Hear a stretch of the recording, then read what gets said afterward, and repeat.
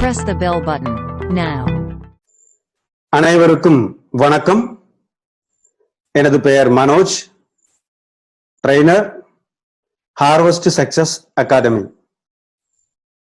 இன்றைக்கு 5வது நாள் ஆன்லைன் ப்ராடக்ட் ட்ரைனிங்காக உங்கள் அனைவரையும் இனிதே வரவேற்கிறேன். இந்த லாக்டவுன் பீரியட்ல my life style marketing global private limited எனும் சொல்லக்கூடிய ஏசியாவிலேயே மிக சிறந்த டைரக்ட் செல்லிங் கம்பெனியான நமது நிறுவனத்தில் இருக்கக்கூடிய அனைத்து விநியோகஸ்தர்களுக்கும் அவர்களுடைய வாழ்க்கையில நிறைய நன்மைகள் கிடைக்கணும் அப்படிங்கிறதுக்காக நமது நிறுவனம் இந்த ஆன்லைன் ட்ரைனிங் ப்ரோக்ராமை நமக்காக ஏற்பாடு செய்து கொடுத்திருக்கிறார்கள். அதற்காக முதல் மை லைஃப் ஸ்டைல் மார்க்கெட்டிங் நிறுவனத்தை சார்ந்த அனைத்து நபர்களுக்கும் நெஞ்சார்ந்த நன்றியை தெரிவித்துக் கொள்கிறேன். இந்த மாதிரியான ப்ராடக்ட் ட்ரைனிங் மிக மிக அவசியம் இல்லையா? மை லைஃப் ஸ்டைல் நிறுவனம் மிக அருமையான நிறைய ப்ராடக்ட் இன்னைக்கு நமக்காக கொடுத்து கொண்டிருக்கிறார்கள். அந்த ப்ராடக்ட் எல்லாமே நாம் முதல்ல சாப்பிடணும், அதுக்கப்புறம் நம் குடும்பத்தினருக்கு அது கொடுக்கணும், அதுக்கடுத்து நம்மை சுத்தி இருப்பவர்களுக்கு அதை கொடுக்கணும்னு தான் மை லைஃப் ஸ்டைல் நிறுவனம் சொல்லுது. முதல்ல நீங்க சாப்பிடுங்க, அதுக்கடுத்து மற்றவங்களுக்கு கொடுங்க. அப்போ ஒரு ப்ராடக்ட் நாம முதல்ல பயன்படுத்தும் போது அல்லது நாம் முதல்ல சாப்பிடும் போது அந்த ப்ராடக்டை பத்தியான நாலேஜ் நமக்கு இருந்தா தான் நம்பிக்கையோட அது சாப்பிட முடியும் இல்லையா? நம்பிக்கை இல்லாமல் எந்த பொருள் சாப்பிட்டாலும் அது நம்ம உடல் ஏத்துக்காது. அப்ப இந்த ப்ராடக்டை பத்தியான நாலேஜ் நமக்கு இருந்தோமானால் முதலில் நாம் அதை சாப்பிடலாம். நாம சாப்பிட்டா தானே அந்த ப்ராடக்டோட ரிசல்ட் என்னன்னு நமக்கு புரியும். அந்த மாதிரி நாம சாப்பிடும் போது இதோட ரிசல்ட் தெரிய வரும். அதுக்கடுத்து மற்றவங்களுக்கு இந்த ப்ராடக்டை நீங்க ரெக்கமெண்ட் செய்யலாம். அதனால ப்ராடக்ட் நாலேஜ் மிக மிக அவசியம், மிக மிக முக்கியம். இந்த மாதிரி ஆன்லைன் ப்ராடக்ட் ட்ரைனிங் நமக்கு யாரு வழங்கி இருக்காங்க அப்படின்னா, இந்தியாவிலேயே முதல் முறையாகத்தான் ஒரு நிறுவனம் தனது விநியோகஸ்தர்களுடைய வாழ்க்கையில ஒளிமயம் ஏற்ற வேண்டும் என்பதற்காக அவங்களுக்கு நாலேஜ் கொடுக்கணுங்கிறதுக்காக ஒரு அகாதமியை நிறுவியுள்ளது.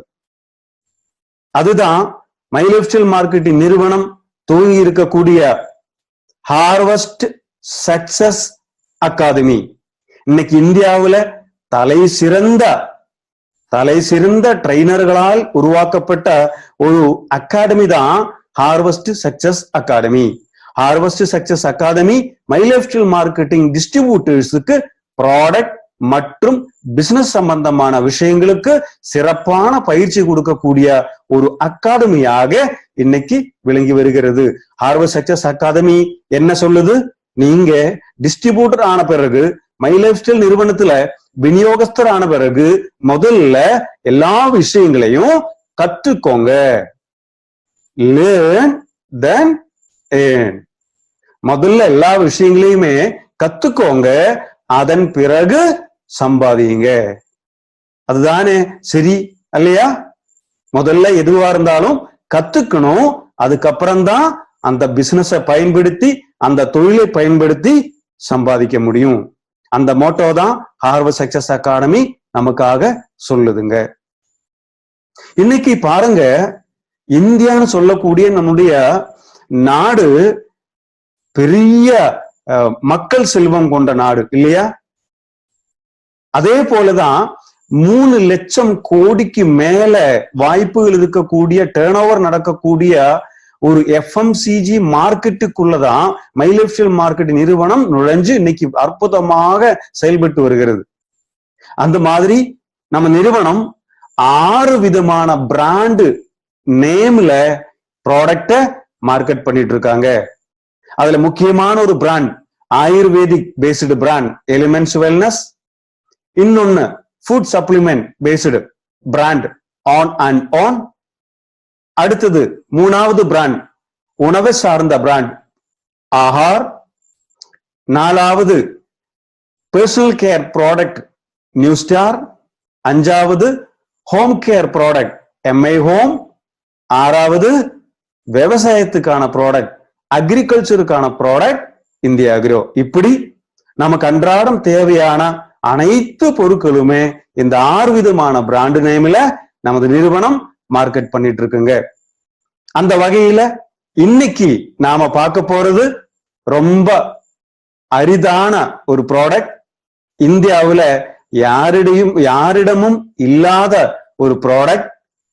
சர்க்கரை நோயாளிகளுக்காக வந்திருக்கக்கூடிய டயபா லைஃப் அப்படிங்கிற ப்ராடக்ட் தான் இன்னைக்கு நாம பார்க்க போறோம். என்ன டயபா லைஃப்? டயபானா அதுலயே இருக்கு இல்லையா, டயபா, டயபெட்டிக், டயபெட்டிஸ் அப்படின்லாம் சொல்லுவோம். என்னது? சர்க்கரை நோய். இந்த மாதிரி சர்க்கரை நோயால அவதிப்படக்கூடிய, சர்க்கரை நோய் என் வாழ்க்கையில ஒருபோதும் வரவே கூடாது அப்படின்னு நினைக்கக்கூடிய நபர்களுக்காக மை லைஃப் ஸ்டைல் நிறுவனம் கொண்டு வந்திருக்கக்கூடிய அற்புதமான ப்ராடக்ட் தான் டயபா லைஃப். அப்படின்னா இந்த சர்க்கரை நோய்னா என்ன, இந்த டயபெட்டிஸ் சொன்னா என்ன பாப்போமா? இந்த தகவல் நம்ம தெரிஞ்சிருக்கணும் இல்லையா? ஒரு நபருக்கு ப்ராடக்டை போய் கொடுக்கும்போது உங்களுடைய ப்ராடக்ட் இந்த சர்க்கரை நோயை எப்படிங்க கட்டுப்படுத்துதுன்னு கேட்டா அது தெரியாதுன்னு நாம சொல்லக்கூடாது இல்லையா? கண்டிப்பா அதுக்கான விளக்கங்கள் கொடுக்க வேண்டிய கடமை நம்மிடம் நிச்சயமாக இருக்கிறது. அப்படி என்றால் நிச்சயமா சர்க்கரை நோய்னா என்ன என்று பார்ப்போம். முதல்ல நான் சொன்னேன், இதுக்கு பேரு தமிழ்ல சொல்லும் போது சர்க்கரை நோய்னு சொல்லுது. ஆனா கண்டிப்பா இது ஒரு நோய் கிடையாது. பேருக்காக சர்க்கரை நோயின்னு சொல்றதா இருந்தாலும் இது ஒரு நோய் கிடையாது. இது ஒரு டிசார்டர். நம்ம உடம்பில் இருக்கக்கூடிய சில உறுப்புகள், சில ஹார்மோன்ஸ் சரியாக செயல்படாத சூழ்நிலைக்கு சொல்லக்கூடிய பேரு தான் சர்க்கரை நோய் அப்படிங்கிற பேருங்க. எப்படி இந்த சர்க்கரை நோய் வருது?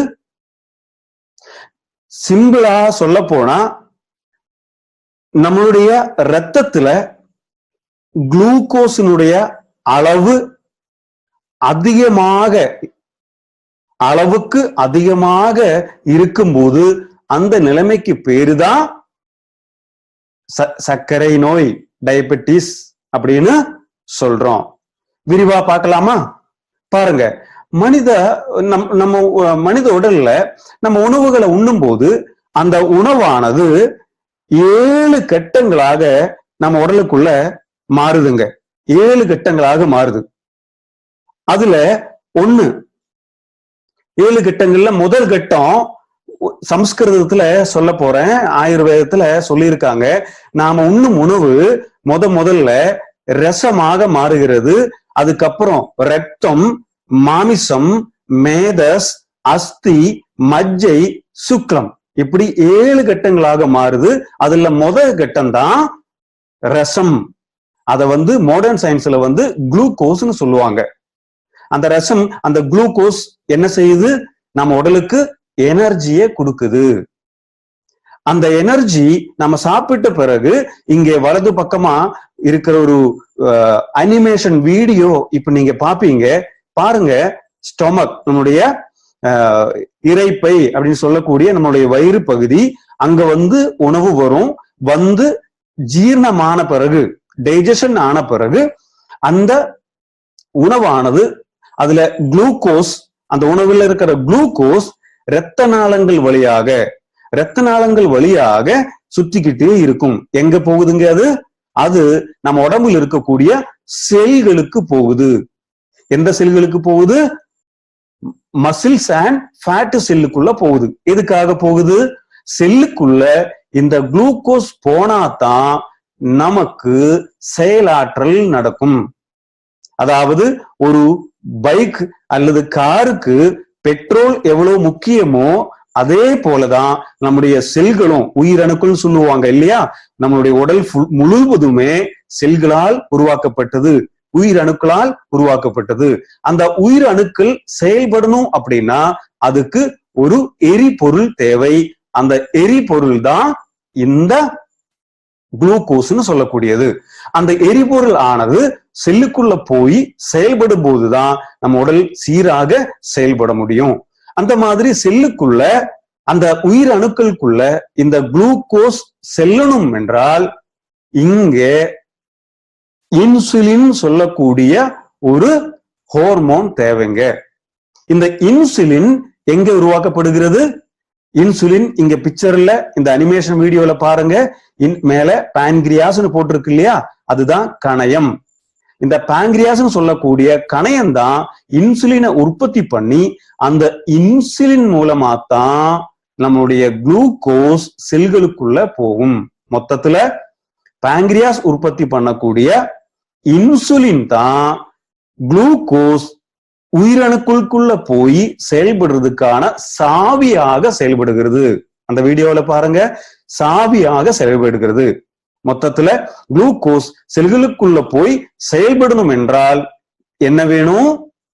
பான்கிரியாஸ் சுரப்பி, அதாவது கணையம்ங்கிற சுரப்பி சுரக்கக்கூடிய இன்சுலின் தேவை. இந்த இன்சுலின் சில நபர்களுக்கு சுத்தமாகவே சுரக்காதுங்க. பான்கிரியாஸோ சுத்தமா வேலை பார்க்காத நிலைமை, இன்சுலின் சுத்தமா வராத நிலைமை சில பேருக்கு இருக்கும். சில பேருக்கு உடலுக்கு போதுமான அளவுக்கு இன்சுலின் சுரக்காது இந்த கணையம். அந்த மாதிரி சிச்சுவேஷன் வரும்போது என்ன பண்ணும்? இந்த குளுக்கோஸ் ஆனது ரத்தத்துல சுத்திக்கிட்டே இருக்குங்க. ரத்தத்துல சுத்திக்கிட்டே இருக்கும்போது என்ன பிரச்சனை வரும்? ஆங்காங்க அது இரத்த நாளங்களில படிஞ்சு கொழுப்பாக மாறிவிடும். இரத்த நாளங்களில படிஞ்சு கொழுப்பாக மாறிவிடும் போது பிற்காலத்துல அந்த இரத்த நாளங்கள் அடைப்பு வருவதற்கு வாய்ப்புகள் உள்ளது. இனி இந்த செல்களுக்குள்ள இந்த குளுக்கோஸ் போய் எனர்ஜியா மாறி நமக்கு செயலாற்றங்கள் வரும். சில டைம் நாம உண்ணுற உணவு சரியா செரிமானம் ஆகல, ஒரு நாள் சாப்பாடே சாப்பிடலன்னா கூட நம்ம உடல் செயல்படுது இல்லையா? எதனால? இந்த குளுக்கோஸ் ஆனது இந்த செல் சேமிச்சு வைக்குங்க. கொழுப்பு வடிவில சேமிச்சு வச்ச பிறகு எப்பெல்லாம் இந்த குளுக்கோஸ் கிடைக்கலையோ உடனடியா சேமிச்சு வச்ச கொழுப்பை எடுத்து குளுக்கோஸா மாத்தி செயல்படக்கூடிய திறமை நம்முடைய உயிரணுக்களுக்கு இருக்கு. இனி இந்த மாதிரியான பிளட் வெசல்ஸ்ல, இரத்த நாளங்கள்ல, இரத்தத்துக்குள்ள குளுக்கோஸுடைய அளவுக்கு மீறி போகக்கூடிய சூழ்நிலை ஒரு மனிதருக்கு வரும்போதுதான் அவர் சர்க்கரை நோயாளியாக கருதப்படுகிறது. அந்த மாதிரியான சர்க்கரை நோயானது 3 விதமாக இருக்குங்க. 3 டைப் ஆஃப் டயபெட்டிஸ் இருக்கு. அது என்னன்னு பார்க்கலாமா? Type 1, type 2, type 3. பாருங்க, இங்க இன்னொரு அனிமேஷன் வீடியோ இங்க பாக்குறீங்க. Type 1 and type 2. டைப் 1 டயபெட்டிஸ்னா என்னன்னா, சுத்தமாகவே கணையம், நான் முதல்ல சொன்னேன், சுத்தமாகவே கணையம் செயல்படாத சூழ்நிலை. சில பேருக்கு பிறவியிலேயே இந்த இன்சுலின் சுரக்காத சூழ்நிலை வருங்க. ஜுவனைல் டயபெட்டிஸ்னு கூட அதை சொல்லுவாங்க. அவங்களுக்கு சுத்தமாக இந்த கணையம் வேலை பார்க்காது அல்லது இன்சுலின் வராது. இவங்களுக்கு இன்னொரு பேரு கூட சொல்லுவாங்க, இன்சுலின் டிபெண்டட் டயபெட்டிஸ்.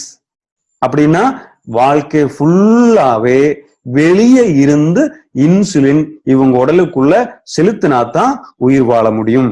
அந்த மாதிரி ஒரு கேட்டகரி அது டைப் 1. இன்னொரு கேட்டகரி, காமனான கேட்டகரி தான் நிறைய பேருக்கு இன்னைக்கு இருக்கக்கூடிய சர்க்கரை நோய் டைப் 2 சர்க்கரை நோய். இது என்னது? டைப் 2 சர்க்கரை நோய். இங்க இன்சுலின் கணையம் வேலை பார்க்குது, இன்சுலின் சுரக்குது. ஆனா இங்க பாருங்க, வீடியோல பார்த்துட்டு இருக்கீங்க பாருங்க, அந்த சாவிகளை கொண்டு அந்த டோர், செல்களுடைய டோர் திறக்க முடியல. டைப் 1ல சுத்தமா சாவி வராது. ஆனா டைப் 2ல சாவி இருக்கும், ஆனா என்ன பண்ண முடியாது? அந்த லாக்கரை, அந்த கதவை திறக்க முடியாத போது இந்த குளுக்கோஸ் ஆனது ரத்தத்துல சுத்திக்கிட்டே இருக்கும். இதுக்கு பேரு தான் டைப் 2. டைப் 2 என்ன? ஒண்ணு, சரியான அளவுக்கு கணையம் இன்சுலினை சுரக்காது. சுரந்தா கூட தேவையான அளவுக்கு இன்சுலின் இருக்காது. தேவையான அளவு இருந்தா கூட அது சரியாக செயல்படாது. இந்த சூழ்நிலைக்கு பேரு டைப் 2 டயபெட்டிக்னு சொல்றோம். இந்த வகைப்பட்டவங்க தான் இன்னைக்கு உலகில அதிகமா இருக்காங்க. அடுத்தது கெஸ்டேஷனல் டயபெட்டிஸ் மெலிட்டஸ்னு சொல்லுவாங்க. அதாவது இந்த கர்ப்பமா இருக்கிற டைம்ல சில பேருக்கு இந்த சர்க்கரை நோயானது வரும். அது பிற்காலத்துல 90% நபர்களுக்கும் சர்க்கரை நோயிலிருந்து விடுபட முடியும். சில நபர்களுக்கு டைப் 2 டயபெட்டிஸாக அது மாறுவதற்கான வாய்ப்புகள் இருக்கிறது. இந்த மாதிரி டயபெட்டிஸ் முக்கியமான வகைகள் இருக்கு. அது என்னென்ன காரணத்தினால இந்த டயபெட்டிஸ் வருது பார்க்கலாமா? நிச்சயமா முதல்ல சொன்ன மாதிரி டயபெட்டிஸ் ஒரு நோய் கிடையாது. டயபெட்டிஸ் சர்க்கரை நோய் யாருமே இறந்ததில்லை. ஆனால் சர்க்கரை நோயால் பல விதமான நோய்கள் நம்ம உடலுக்குள்ள வரும். அதுதான் பிரச்சனை. அது எப்படி வருது என்னவென்று பார்ப்போம். பாருங்கள், முதல்ல என்ன காரணமாக சொல்லப்படுகிறது? Sedentary life style. அதாவது இன்னைக்கு நம்ம ஒரு மனிதனுக்கு ஒரு நாளைக்கு 2000 கலோரி எனர்ஜி தான் தேவைங்க. ஆவரேஜ் 2000 1500 3000 வரைக்கும் கலோரி எனர்ஜி தான் ஒரு மனிதனுக்கு ஒரு நாளைக்கு தேவை. ஆனால் சில உணவுகள் நம்ம உண்ணும் போது நமக்கு தேவைப்படுகிற அளவுக்கு அதிகமாக கலரி இந்த எனர்ஜியானது இரத்தத்துல கலரும். உதாரணத்துக்கு ஒரு மட்டன் பிரியாணி சாப்பிட்டோமானால் கிட்டத்தட்ட 1400 அல்லது 1500 கலரி ஊர்ஜன் எனர்ஜி நம்ம செல்லுக்குள்ள நம்ம ரத்தத்துக்குள்ள கலருங்க. அப்படி 3 வேளை 3 பிரியாணி சாப்பிட்டா என்ன அளவாச்சு? 4500 அல்லது 5000 கலரி எனர்ஜி நம்ம ரத்தத்துக்குள்ள கலந்தாச்சு. நமக்கு எவ்வளவு தேவை? 1500 3000 வரைக்கும் தேவை. மீதி என்ன செய்யும்? மீதி கொழுப்பாக நம்ம ரத்த நாளங்களில படியும் அல்லது செல்களுக்குள்ள கொழுப்பாக படியும். அது ஒபிசிட்டி அப்படின்னு சொல்லக்கூடிய நிலைமைக்கு நம்மளை கொண்டு போய் விடும். இது நாளைக்கு நிச்சயமாக சர்க்கரை நோய் வருவதற்கான முதல் காரணமாக இருக்கிறது. அதனால அளவுக்கு அதிகமாக இந்த மாதிரி சாப்பிடக்கூடிய அளவுக்கு அதிகமாக உணவுகள் உண்ணக்கூடிய நபர்களுக்கு சர்க்கரை நோய் வருவதற்கான வாய்ப்புகள் ரொம்ப ரொம்ப அதிகம். இரண்டாவது, பீப்புள் வித் ஸ்ட்ரெஸ். யாருக்கெல்லாம் மன அழுத்தம் இருக்குதோ பிற்காலத்துல இந்த மன அழுத்தம் இருக்கக்கூடிய நபர்களுக்கு சர்க்கரை நோய் வருவதாக ஆராய்ச்சிகள் சொல்லுது. பாருங்க, எல்லாத்துக்குமே பேசிக் ரீசனாக இன்னைக்கு மன அழுத்தம் மாறிக்கிட்டு இருக்கு. மூணாவது, ஏசியன் இந்தியன் பெனோடைப்னு சொல்லக்கூடிய ஒரு வகையான உடல் அமைப்பு இதுக்கு ஒரு காரணமாக சொல்லப்படுகிறது. அதாவது இந்தியர்களுடைய உடல் அமைப்பானது சர்க்கரை நோய் வருவதற்கு பெரும் காரணமாக இருக்கிறதாக சொல்கிறார்கள். அடுத்தது என்னது? நம்முடைய அப்பா அல்லது அம்மா, தாய் அல்லது தந்தையினருக்கு டயபெட்டிக் அப்படிங்கிற நிலைமை இருக்கு அப்படின்னா நிச்சயமா அவருடைய தலைமுறைக்கும் இது வருவதற்கான காரணம் இருக்கிறது. அடுத்தது, 40 வயதுக்கு மேற்பட்ட நபர்களுக்கு இந்த சர்க்கரை நோய் வருவதற்கான வாய்ப்புகள் அதிகமாகவே இருக்கிறது. இன்னொன்னு சொன்னோம்னா, அதாவது கொழுப்பு சத்து அதிகமான உணவுகளை உண்ணக்கூடியவங்களுக்கு, அதே மாதிரி நான்வெஜ், வறுத்த பொருட்கள், எண்ணெயை சார்ந்த பொருட்கள், ரொம்ப இனிப்பான பொருட்கள் இதெல்லாமே அதிகமா சாப்பிட்டு உடல் பருமன் அதிகமான நபர்களுக்கு சர்க்கரை நோய் வருவதற்கான வாய்ப்புகள் அதிகமாகவே இருக்கு. இன்னொன்னு, ஃபேமிலி ஹிஸ்டரி. முதல்ல நாம சொன்ன போல நம்மளுடைய ஃபேமிலியில யாருக்காவது சர்க்கரை நோய், அதாவது அப்பா, அம்மா, தாத்தா, பாட்டி யாருக்காவது சர்க்கரை நோய் இருந்ததுனாலும் வருவதற்கான வாய்ப்புகள் இருக்கு. இன்னொன்னு, புது ஆராய்ச்சி அறிக்கைகள் சொல்லுதுங்க. அதாவது யாரெல்லாம் 4 கிலோவுக்கு மேல வெயிட் இருக்கக்கூடிய குழந்தைய பெற்றிருக்கார்களோ அவங்களுக்கும் பிற்காலத்துல சர்க்கரை நோய் வருவதாக புது ஆராய்ச்சிகள் சொல்லுதுங்க. அடுத்தது, பிபி சொல்லக்கூடிய இரத்த அழுத்தம் அதிகமா இருக்கக்கூடிய நபர்களுக்கும் இந்த டயபெட்டிக் பேஷண்டாக மாறக்கூடிய வாய்ப்புகள் இருக்கு. இன்னொன்னு, அப்நார்மல் லிபிட் ப்ரொஃபைல்னு சொல்லக்கூடிய low density lipoprotein, high density lipoprotein, cholesterol, triglycerides, HDL, LDL சொல்லக்கூடிய இது எல்லாமே அளவுக்கு அதிகமாகும் போது நிச்சயமா இந்த டயபெட்டிக் பேஷண்டாக மாறுவதற்கான வாய்ப்புகள் இருக்கிறது. இனி சர்க்கரை நோய்க்கான அறிகுறிகள் என்னன்னு பார்க்கலாமா? ஒரு வருத்தத்துக்குரிய விஷயம் என்ன தெரியுமா உங்களுக்கு? இந்தியாவில் இருக்கக்கூடிய சர்க்கரை நோயாளிகளில் 35% நபர்களுக்கும் தனக்கு சர்க்கரை நோய் இருக்கிறதே தெரியாதுங்க. கண்டிப்பா தனக்குள்ள சர்க்கரை நோய் இருக்கா, அந்த நிலைமைக்கு நான் ஆளாயிருக்கேனா அப்படிங்கிறது தெரிந்தோமானால் ஸ்டார்டிங்லயே இதை கண்ட்ரோல் பண்ணி வந்தா மிக சிறப்பான நல்ல வாழ்க்கை, ஆரோக்கியமான வாழ்க்கை அவரால் வாழ முடியும். அந்த மாதிரி எனக்கு இந்த சூழ்நிலை இருக்கா அப்படின்னு தெரியறதுக்காக சில சிம்டம்ஸ் இருக்கு, அது என்னன்னு பார்ப்போம். முதல்ல அதுக்கான அறிகுறிகள் என்னன்னு பார்ப்போம். சர்க்கரை நோய்க்கான முதல் அறிகுறி, இந்த சர்க்கரை நோய் வந்தவங்க எப்பவுமே ரொம்ப டயர்டா இருப்பாங்க, சோர்வா இருப்பாங்க, ஒரு சுறுசுறுப்பு இல்லாம இருப்பாங்க. அதுக்கு என்ன ரீசன்? நம்ம முதல்ல சொன்னோம், செல்களுக்குள்ள குளுக்கோஸ் போனா மட்டும்தான் மனித உடல் அந்த செல்களுக்கு வேலை பார்க்கறதுக்கான எனர்ஜி கிடைக்கும். பெட்ரோலே ஊத்தல பைக்கு ஓடுமா? டீசலே ஊத்தல கார் ஓடுமா? கார் ஓடாம ஒரு ஓரத்துல நிக்கும். அதே போலதான் இந்த செல்களுக்குள்ள குளுக்கோஸ் ஆனது செல்லாத போது நிச்சயமா செல்கள் செயல்படாது. அந்த டைம்ல இந்த மாதிரி டயர்டா சோர்வா இருப்பாங்க. எப்பவுமே சோர்வா இருக்கீங்க அப்படின்னா கண்டிப்பா இந்த நிலைமை இருக்கா அப்படிங்கிறது நம்ம செக் பண்ணணும். ரெண்டாவது, ஃப்ரீக்வென்ட் யூரினேஷன், அடிக்கடி சிறுநீர் கழித்துக்கிட்டே இருப்பாங்க. இன்னொரு சொல்லு கூட இருக்கு சர்க்கரை நோய்க்காக, நீரிழிவு நோய்னு கூட சொல்லுவாங்க இல்லையா? இந்த மாதிரி அடிக்கடி யூரின் போகணும், சிறுநீர் கழிக்கணுங்கிற எண்ணம் வந்துகிட்டே இருக்கும், சிறுநீர் கழிச்சுக்கிட்டே இருப்பாங்க அடிக்கடி. அதுக்கு என்ன ரீசன் பாருங்க. இந்த ரத்தத்துல குளுக்கோஸினுடைய அளவு அதிகமாக இருக்கும்போது என்ன செய்யும் தெரியுமா? அது இரத்த நாளங்களில படியாம இருக்கிறதுக்காக நம்முடைய கிட்னி இந்த இரத்தத்தை சுத்திகரிச்சு இந்த குளுக்கோஸையானது, அளவுக்கு அதிகமான குளுக்கோஸையானது யூரின் வழியாக வெளியே அனுப்புகிறது. அப்படி சிறுநீர் வழியாக இந்த குளுக்கோஸை அனுப்பி கொண்டே இருக்கும்போது கண்டிப்பா அதுக்கு தண்ணீர் அதிகமாக தேவைப்படுது இல்லையா? அந்த மாதிரி ஒண்ணு யூரின் அதிகமா போய்கிட்டே இருக்கும், ரெண்டாவது தண்ணீர் அதிகமா குடிக்கணுங்கிற எண்ணம் இந்த நபர்களுக்கு வந்துகிட்டே இருக்கும். இன்னொன்னு, திடீர்னு வெயிட் குறையும். டயபெட்டிக் வந்து உங்களுக்கு திடீர்னு வெயிட் குறைய ஆரம்பிக்கும். எதனால? மறுபடியும் நம்ம பார்த்தோம், செல்களுக்குள்ள குளுக்கோஸ் போகல, அதனால ஆல்ரெடி சேமிச்சு வச்சிருக்கிற குளுக்கோஸை எடுத்து, ஃபேட்டை எடுத்து அதை மெல்ட் பண்ணி அதை குளுக்கோஸா மாத்தி நம்ம உடல் செயல்பட ஆரம்பிக்கும். அப்படி சேமிச்சு வச்சிருக்கிற எல்லா எனர்ஜியும் எடுத்து பயன்படுத்தும் போது நிச்சயமா வெயிட் லாஸ்ங்கிற நிலைமைக்கு தள்ளப்படுவாங்க. அடுத்தது என்னது? ஏதாவது காயங்கள் பட்டதுன்னா அந்த புண்ணுகள் எல்லாம் ஆறுறதுக்கு ரொம்ப லேட் ஆயிட்டே இருக்குங்க.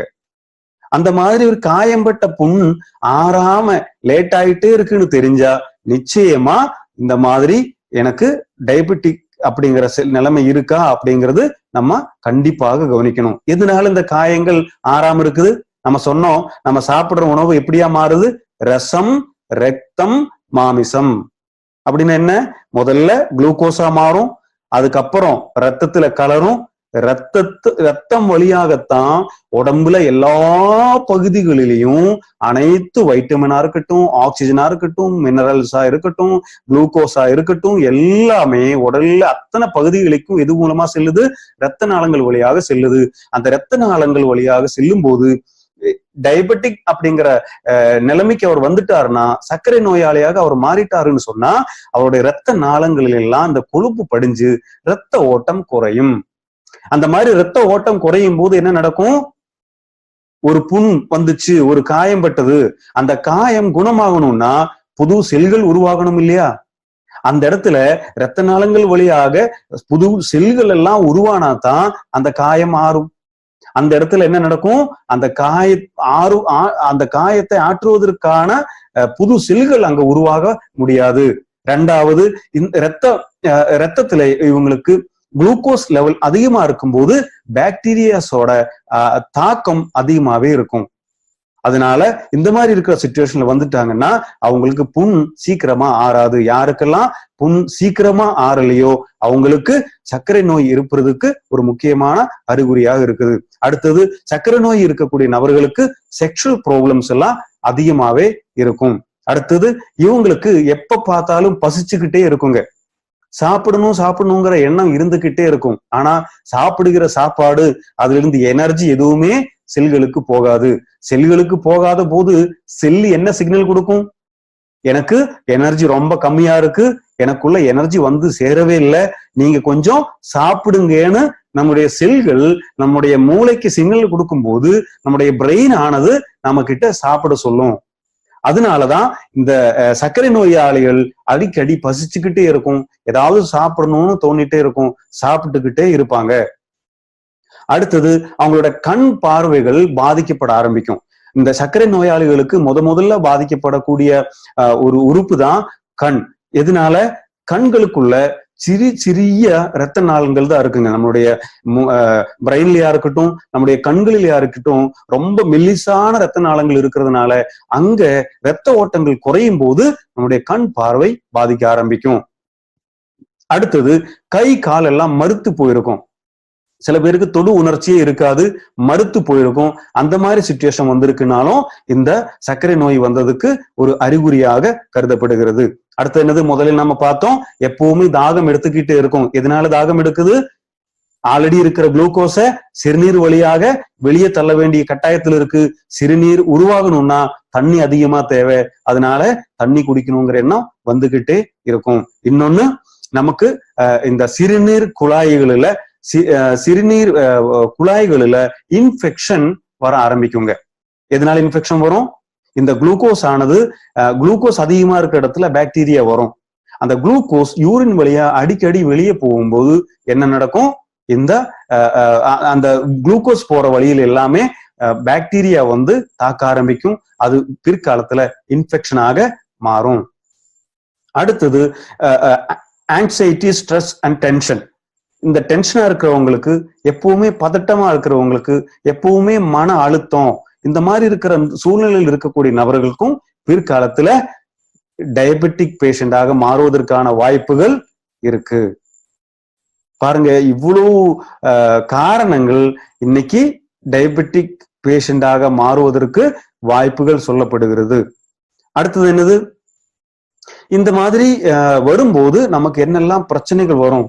ஒருத்தர் சர்க்கரை நோயாளி ஆயிட்டாருன்னா, முதல்ல நம்ம பார்த்தோம், சர்க்கரை நோய் அப்படிங்கிறது பேருக்கு தான் நோய் இருக்கே தவிர அது ஒரு நோய் கிடையாது, அது ஒரு டிசார்டர்.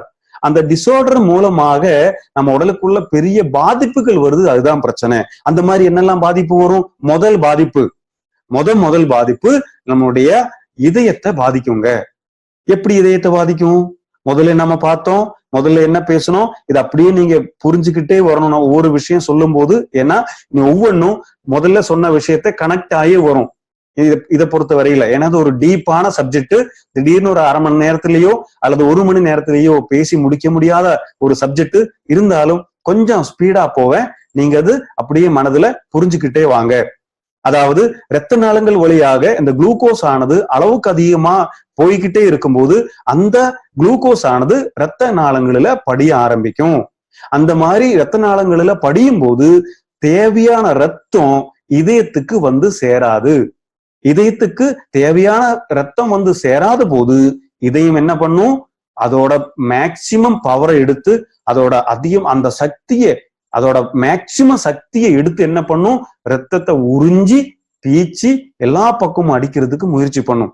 ஆனா உறிஞ்சும் போது இதயத்துக்கும் ரத்தம் வராது, பீச்சி மத்த இடத்துக்கு அடிச்சு அனுப்பும் போது சீராக செல்லாது. என்ன காரணம்? அங்கங்க நம்ம சாதாரணமா வீட்டுல கார்டன் எல்லாம் நனைக்கும் போது அந்த பைப்புக்குள்ள பாசம் எல்லாம் புடிச்சு கட்டி ஆயிடுச்சுன்னா தண்ணீர் போகாது இல்லையா? அதே நிலைமைதான் இரத்த குழாய்களில நடைபெறும். அந்த மாதிரி வரும்போது முதல்ல நமக்கு பாதிக்கிறது இதயம் தாங்க. அடுத்தது இந்த மாதிரி இதையும் வந்து இந்த ரத்தத்தை மத்த இடத்துக்கு அனுப்பணும் அப்படின்னு சொல்லி என்ன பண்ணும், அதோட சக்தி எல்லாம் எடுத்து பீச்சி அடிக்க ஆரம்பிக்கும். அந்த மாதிரி பீச்சி அடிக்க ஆரம்பிக்கும் என்ன நடக்கும், பிளட் பிரஷர் அப்படிங்கிற சூழ்நிலைக்கு தள்ளப்படுவார். எல்லாமே கனெக்டட். அந்த மாதிரி பீச்சி அடிக்கும் போது பிரஷர் வரும், அதுக்கு பேரு தான் ஹை பிளட் பிரஷர். இன்னொன்னு, அப்படி ஹை பிளட் பிரஷர் வரும்போது என்ன நடக்கும், சில இடங்கள்ல ஃபோர்ஸா ரத்தம் வந்து பீச்சி அடிக்கும் போது அடைப்பு பட்டிருக்கிற இடங்கள்ல அல்லது கொஞ்சம் சரியான சக்தி இல்லாத பிளட் வெசல்ஸ்ல அல்லது நம்ம மூளையில் இருக்கக்கூடிய கணம் கம்மியான பிளட் வெசல்ஸ் என்ன பண்ணும், இந்த பிரஷர்ல உடைஞ்சு போகும். இந்த பிரஷர்ல உடைஞ்சு போகும்போது கண்டிப்பா தலையில ரத்தம் பிரெயின்ல வந்து என்ன பண்ணும், ரத்தம் க்ளோட் ஆகும், ரத்தம் கட்டியா மாறி க்ளோட் ஆகும். அந்த மாதிரி ஸ்ட்ரோக் அப்படிங்கிற நிலைமைக்கு தள்ளப்படுவாங்க. அடுத்தது என்னதுங்க, நர்வ் டிசீஸ். ரத்த நாளங்கள்ல ரத்தமே பாயாத போது கண்டிப்பா நமக்கு வந்து நரம்பு சம்பந்தமான பிரச்சனைகள் நிச்சயமா ஆரம்பிக்கும். அடுத்த ஒண்ணு கிட்னி அண்ட் பிளாடர் ஃபெயிலியர். நம்ம முதல்ல பார்த்தோம் இல்லையா, ரத்தத்துல வந்து குளுக்கோஸினுடைய அளவு அதிகமாகும் போது அதை வெளியே அனுப்பணுங்கிறதுக்காக என்ன பண்ணும், கிட்னி ரத்தத்தை சுத்திகரிச்சு இந்த குளுக்கோஸை சிறுநீரகம் வழியாக வெளியே தள்ளிக்கிட்டே இருக்கும். வெளியே தள்ள தள்ள தள்ள எவ்வளவுதான் வேலை பார்க்கும் இல்லையா, அதுவும் ஒரு உறுப்பு தானே, அது 24 மணி நேரம் வேலை பார்க்கும். அப்படி வேலை பார்த்து கடைசியில கிட்னி ஃபெயிலியர் வருவதற்கான வாய்ப்புகள் ரொம்ப ரொம்ப அதிகங்க. அதே போலதான் சிறுநீரக குழாய்கள் எல்லாம் பாதிப்பு அடையும். இன்னொன்னு என்னது, பல்லுடைய ஈரல்கள் பாதிக்கும். எதனால ஈர்கள் பாதிக்குது, ரத்த ஓட்டங்கள் சரியாக இல்லாத போது ஈர்கள் பாதிக்கும். அடுத்தது முக்கியமான ஒரு பிரச்சனை நான் முதல்ல சொன்னேன், நம்ம நிறைய உறுப்புகளை இந்த சர்க்கரை நோய் வந்த பிறகு பாதிக்கும். அதுல முக்கியமான ஒரு உறுப்பு தான் கண். அந்த கண்ணுல பார்வை கோளாறு வரும்போது அதுக்கு பேரு வந்து டயபெட்டிக் ரெட்டினோபதின்னு சொல்லுவாங்க. கிட்னில பிரச்சனை வரும்போது டயபெட்டிக் நெஃப்ரோபதின்னு சொல்லுவாங்க. அந்த மாதிரி டயபெட்டிக் ரெட்டினோபதினா கண் பார்வை கோளாறு இந்த சர்க்கரை நோயாளிகளுக்கு அதிகமாவே இருக்குங்க. அடுத்து என்னது, கால்லையும் கைகளிலையுமே ஆறாத புண்கள், ஏதாவது காயம்பட்டதுன்னா பல வருடங்கள் ஆறாமலே இருக்கும். கடைசியில அந்த ஆறாத புண் இருக்கிற கை அல்லது கால் அல்லது விரல் அதை வந்து கட் பண்ணி எடுத்தா தான் அவருக்கு உயிரோட இருக்க முடியும் அப்படிங்கிற சூழ்நிலைக்கு தள்ளப்படுவாங்க. நம்ம பார்த்திருக்கோம் இல்லையா, நமக்கு தெரிந்த பல நபர்கள் இந்த சர்க்கரை நோய் வந்த பிறகு விரல் எடுத்துட்டாங்க, ஒரு விரல் எடுத்துட்டாங்க, 2 விரல் எடுத்துட்டாங்க, காலு பாதம் எடுத்துட்டாங்க, முட்டி வரைக்கும் காலு கட் பண்ணி எடுத்துட்டாங்க அப்படிங்கிறத நம்ம கண்டிப்பா பார்த்துட்டே இருக்கோம். இதெல்லாம் என்னத்துக்கு காரணம், எதனால இதெல்லாம் வருது, இந்த மாதிரி சர்க்கரை நோய் வந்த பிறகு பிற்காலத்துல வரக்கூடிய பிரச்சனையில ஒரு பெரும் கவலைக்குரிய ஒரு பிரச்சனை தான் கை கால்கள்ல வரக்கூடிய இன்ஃபெக்ஷன், ஆறாத புண்கள். அடுத்து என்னது, கர்ப்பமா இருக்கக்கூடிய நிலைமையில அவங்களுக்கும் டயபெட்டிக் வந்துட்டோம் அப்படின்னா அவங்களுடைய குழந்தைகளுக்கும் அது பாதிப்பு, அவங்களும் பெரிய அளவுல பாதிக்கப்படுவாங்க. அடுத்தது ஸ்கின் டிசீஸ் வருவதற்கான வாய்ப்புகள் அதிகமா இருக்கும். அடுத்தது பிற்காலத்துல இந்த சரியான ரத்த ஓட்டம் நம்முடைய பிரெயின்ல நடக்காத போது அல்சிமர்ஸ் போன்ற மறதி வியாதிகள், அந்த மாதிரி பிரச்சனைகளுக்கும் பிற்காலத்துல வருவாங்க.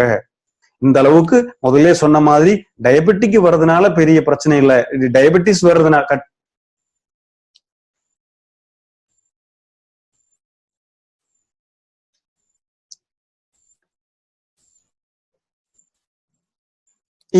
ഈ സ്ലൈഡിന്റെ സ്റ്റാർട്ടിങ് മുതൽ തുടങ്ങാം. ஸ்டார்ட் பாருங்க. இந்த சர்க்கரை நோய் வர்றதுனால சர்க்கரை நோய் வர்றது பிரச்சனை இல்லை, ஆனா சர்க்கரை நோய் ഈ പവർ പോയിന്റിന്റെ ആദ്യം മുതൽ തന്നെ തുടങ്ങാം. பாருங்க, ஒரு சர்க்கரை நோய் வந்ததுன்னா எவ்வளவு பிரச்சனைகள் மனித உடல்ல பாதிக்குது அப்படின்னு பாத்தீர்களா? இனி பாருங்க, எப்பவுமே சர்க்கரை நோய் வராம இருக்கிறதுக்கும் அல்லது சர்க்கரை நோய் வந்த நபர்களும் யாருமே மறக்க கூடாத ஒரு ரூல் இருக்குங்க. அந்த ரூலுக்கு பேரு தான் ஏபிசி ரூல்னு சொல்லுவாங்க. என்னது இந்த ஏபிசி? இந்த 3 விஷயம் எப்பவுமே நாம கவனிச்சுக்கிட்டே இருக்கணுங்க. ஏ அப்படின்னா என்ன? A1C test. அதாவது கிளைகேட்டட் ஹீமோகுளோபின் டெஸ்ட்னு சொல்லுவாங்க. அதுதான் A1C டெஸ்ட். எப்பவுமே இந்த சரியாக அந்த டெஸ்டுக்கு நேம் என்னன்னா HbA1c டெஸ்ட்னு சொல்லுவாங்க. அந்த டெஸ்ட அடிக்கடி நாம எடுத்துக்கிட்டே இருக்கணுங்க. இது மூலமா தான் நான் சர்க்கரை நோயாளி ஆயிட்டேனா இல்லையா அப்படிங்கிறது நமக்கு தெரிய வரும். இனி வரக்கூடிய காலகட்டத்துல நான் சர்க்கரை நோயாளி ஆவேனான்னு கூட கண்டுபிடிக்க முடியும். அதுக்கு பேர் தான் HbA1c டெஸ்ட். A1C. அடுத்தது B அப்படின்னா பிளட் பிரஷர். அடிக்கடி பிளட் பிரஷர் செக் பண்ணிட்டே இருக்கணுங்க. இன்னொன்னு C அப்படின்னா கொலஸ்ட்ரால். பேட் கொலஸ்ட்ரால்னு சொல்லுவாங்க இல்லையா, அது என்னது LDLன்னு சொல்லுவாங்க. Low density lipoprotein. அதே மாதிரி ட்ரைகிளிசரைட்ஸ் எல்லாம் பிற்காலத்துல நம்ம சர்க்கரை நோயாளி ஆவதற்கான வாய்ப்புகள் இருக்கு. அதனால இதெல்லாமே அடிக்கடி செக் பண்ணி வைக்கிறது கண்டிப்பா ரொம்ப ரொம்ப முக்கியம். எனது தாழ்வான வேண்டுகோள், இந்த ப்ரோக்ராம இந்த நிகழ்ச்சியை பார்த்துட்டு இருக்கக்கூடிய நீங்க அனைவரையுமே கண்டிப்பாக உடனடியாக இந்த மாதிரி ஒரு டெஸ்ட் எடுத்து உங்களுடைய தற்போதைய நிலை என்ன அப்படிங்கிறது கண்டிப்பாக தெரிந்து வைக்கணுங்க. இனி இந்த மாதிரி சர்க்கரை நோய் நம்முடைய நாட்டுல எவ்வளவு பாதிப்பை கொடுத்துட்டு இருக்கு, எந்த நிலைமையில் இருக்குன்னு கண்டிப்பா பார்ப்போம். பாருங்க, வேர்ல்டு ஹெல்த் ஆர்கனைசேஷன் சொல்லுது 2030 வரும்போது உலகிலேயே நிறைய நபர்கள் இறந்து போவதற்கான முக்கியமான ஒரு காரணமாக சர்க்கரை நோய் மாறும். இந்தியாவில் எடுத்து பார்த்தீர்களானால் இன்னைக்கு 6 கோடிக்கு மேற்பட்ட மக்கள் இந்த வியாதியால அவதிப்பட்டு இருக்காங்க. அதுலயும் பாத்தீங்கன்னா ஒரு வருடத்துல 10 லட்சத்துக்கு மேற்பட்ட நபர்கள் சர்க்கரை நோயால் பாதிக்கப்பட்டு இறந்து போறாங்க. இந்தியா தான் உலகிலேயே அதிகமான சர்க்கரை நோயாளிகள் இருக்கக்கூடிய நாடாக இருக்கிறது. இன்னும் பாத்தீங்கன்னா ப்ரீ டயபெட்டிக்னு சொல்லுவாங்க. அதாவது நான் முதல்ல சொன்னேன், நமக்கு டயபெட்டிக் பேஷண்டாக ஆவேனா அல்லது சர்க்கரை நோயாளியாக ஆவேனான்னு கூட நம்மளால கண்டுபிடிக்க முடியும். அதுக்கு பேர் ப்ரீ டயபெட்டிஸ்ன்னு சொல்லுவாங்க. அந்த நிலைமையில் இருக்கக்கூடிய நபர்கள் 15-30% பேரும் என்ன ஆகுது, டைப் 2 டயபெட்டிஸ் பேஷண்டாக 5 வருஷத்துக்குள்ள மாறப்படுகிறது. அவ்வளவு ஸ்பீடாக மக்களுக்கு என்ன வந்துட்டு இருக்கு, இந்த சர்க்கரை நோய் வந்துகிட்டு இருக்கு. 2030 வர்றதுக்குள்ள இந்தியாவுல 10 கோடி மக்கள் இந்த சர்க்கரை நோயால பாதிக்கப்படுவாங்க அப்படின்னு ஆய்வுகள் சொல்லுதுங்க.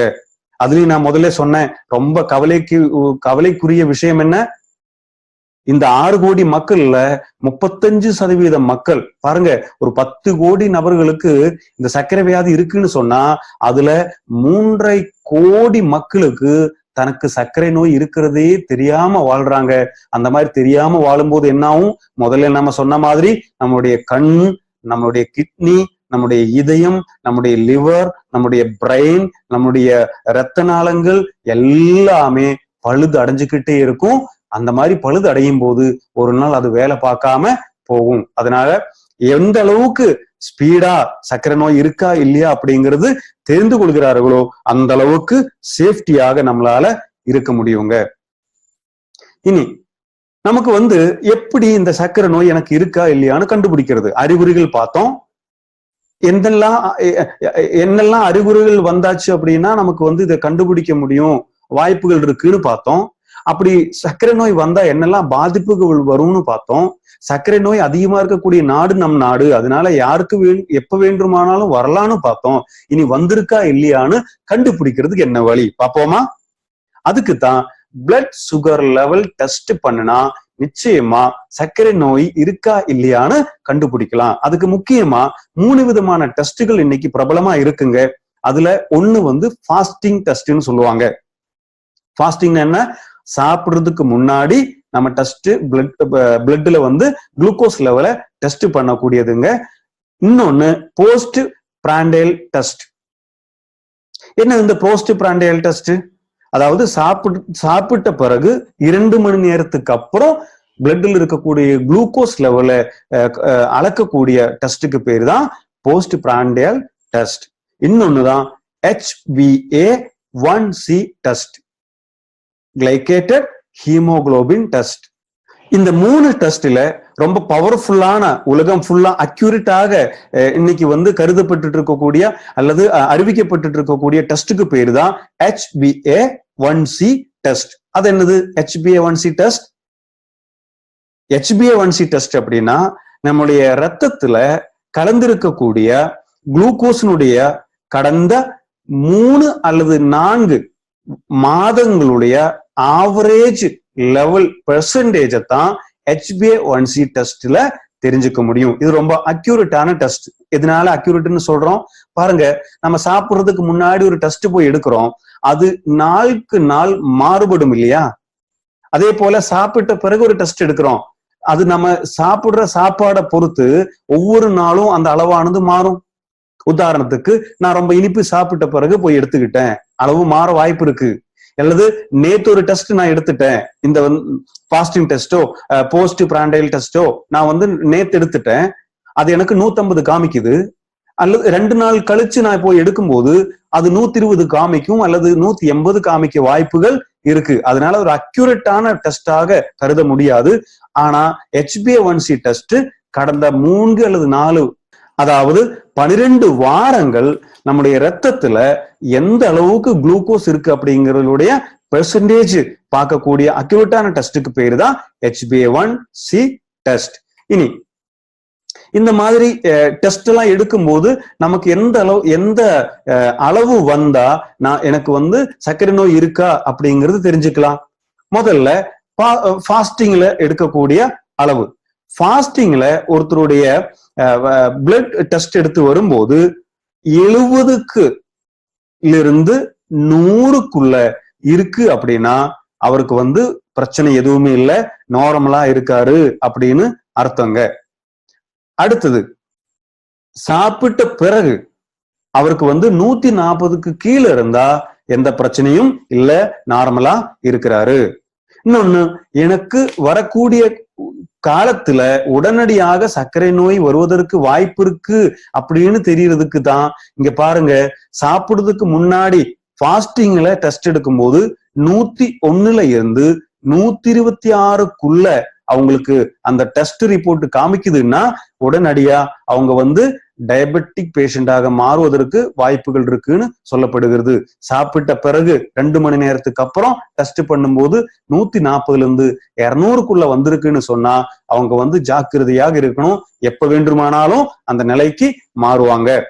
இன்னொன்னு, 3வது நிலை 126க்கு மேல சாப்பிடுறதுக்கு முன்னாடி டெஸ்ட் பண்ணும்போது 126க்கு மேல அளவு இருக்குன்னா கண்டிப்பா அவருக்கு சர்க்கரை நோய் இருக்குன்னு அர்த்தங்க. அதுவும் சாப்பிட்ட பிறகு 200க்கு மேல போயிருக்குன்னா அவருக்கு டயபெட்டிக்கா இருக்காரு, அவர் வந்து சர்க்கரை நோயாளியா மாறிட்டாருன்னு நம்ம சொல்ல முடியும். இது வந்து வேற டெஸ்ட். இன்னொன்னு HbA1cன்னு சொன்னா அக்யூரேட் டெஸ்ட். அந்த HbA1c டெஸ்ட்ல எப்படி கண்டுபிடிக்க முடியும்? சதவிகிதம் வச்சுதான் கண்டுபிடிக்க முடியும். அந்த மாதிரி கிளைகேட்டட் ஹீமோகுளோபின் டெஸ்ட்ல பாருங்க, இங்க சதவீதம் தான் போடுவாங்க. 4.5ல இருந்து 5.7 வரையிலான அளவு வந்திருக்கு அப்படின்னா அவர் வந்து பர்ஃபெக்டா இருக்காரு, எந்த பிரச்சனையும் இல்லை அப்படின்னு நம்ம வந்து கருத முடியும்.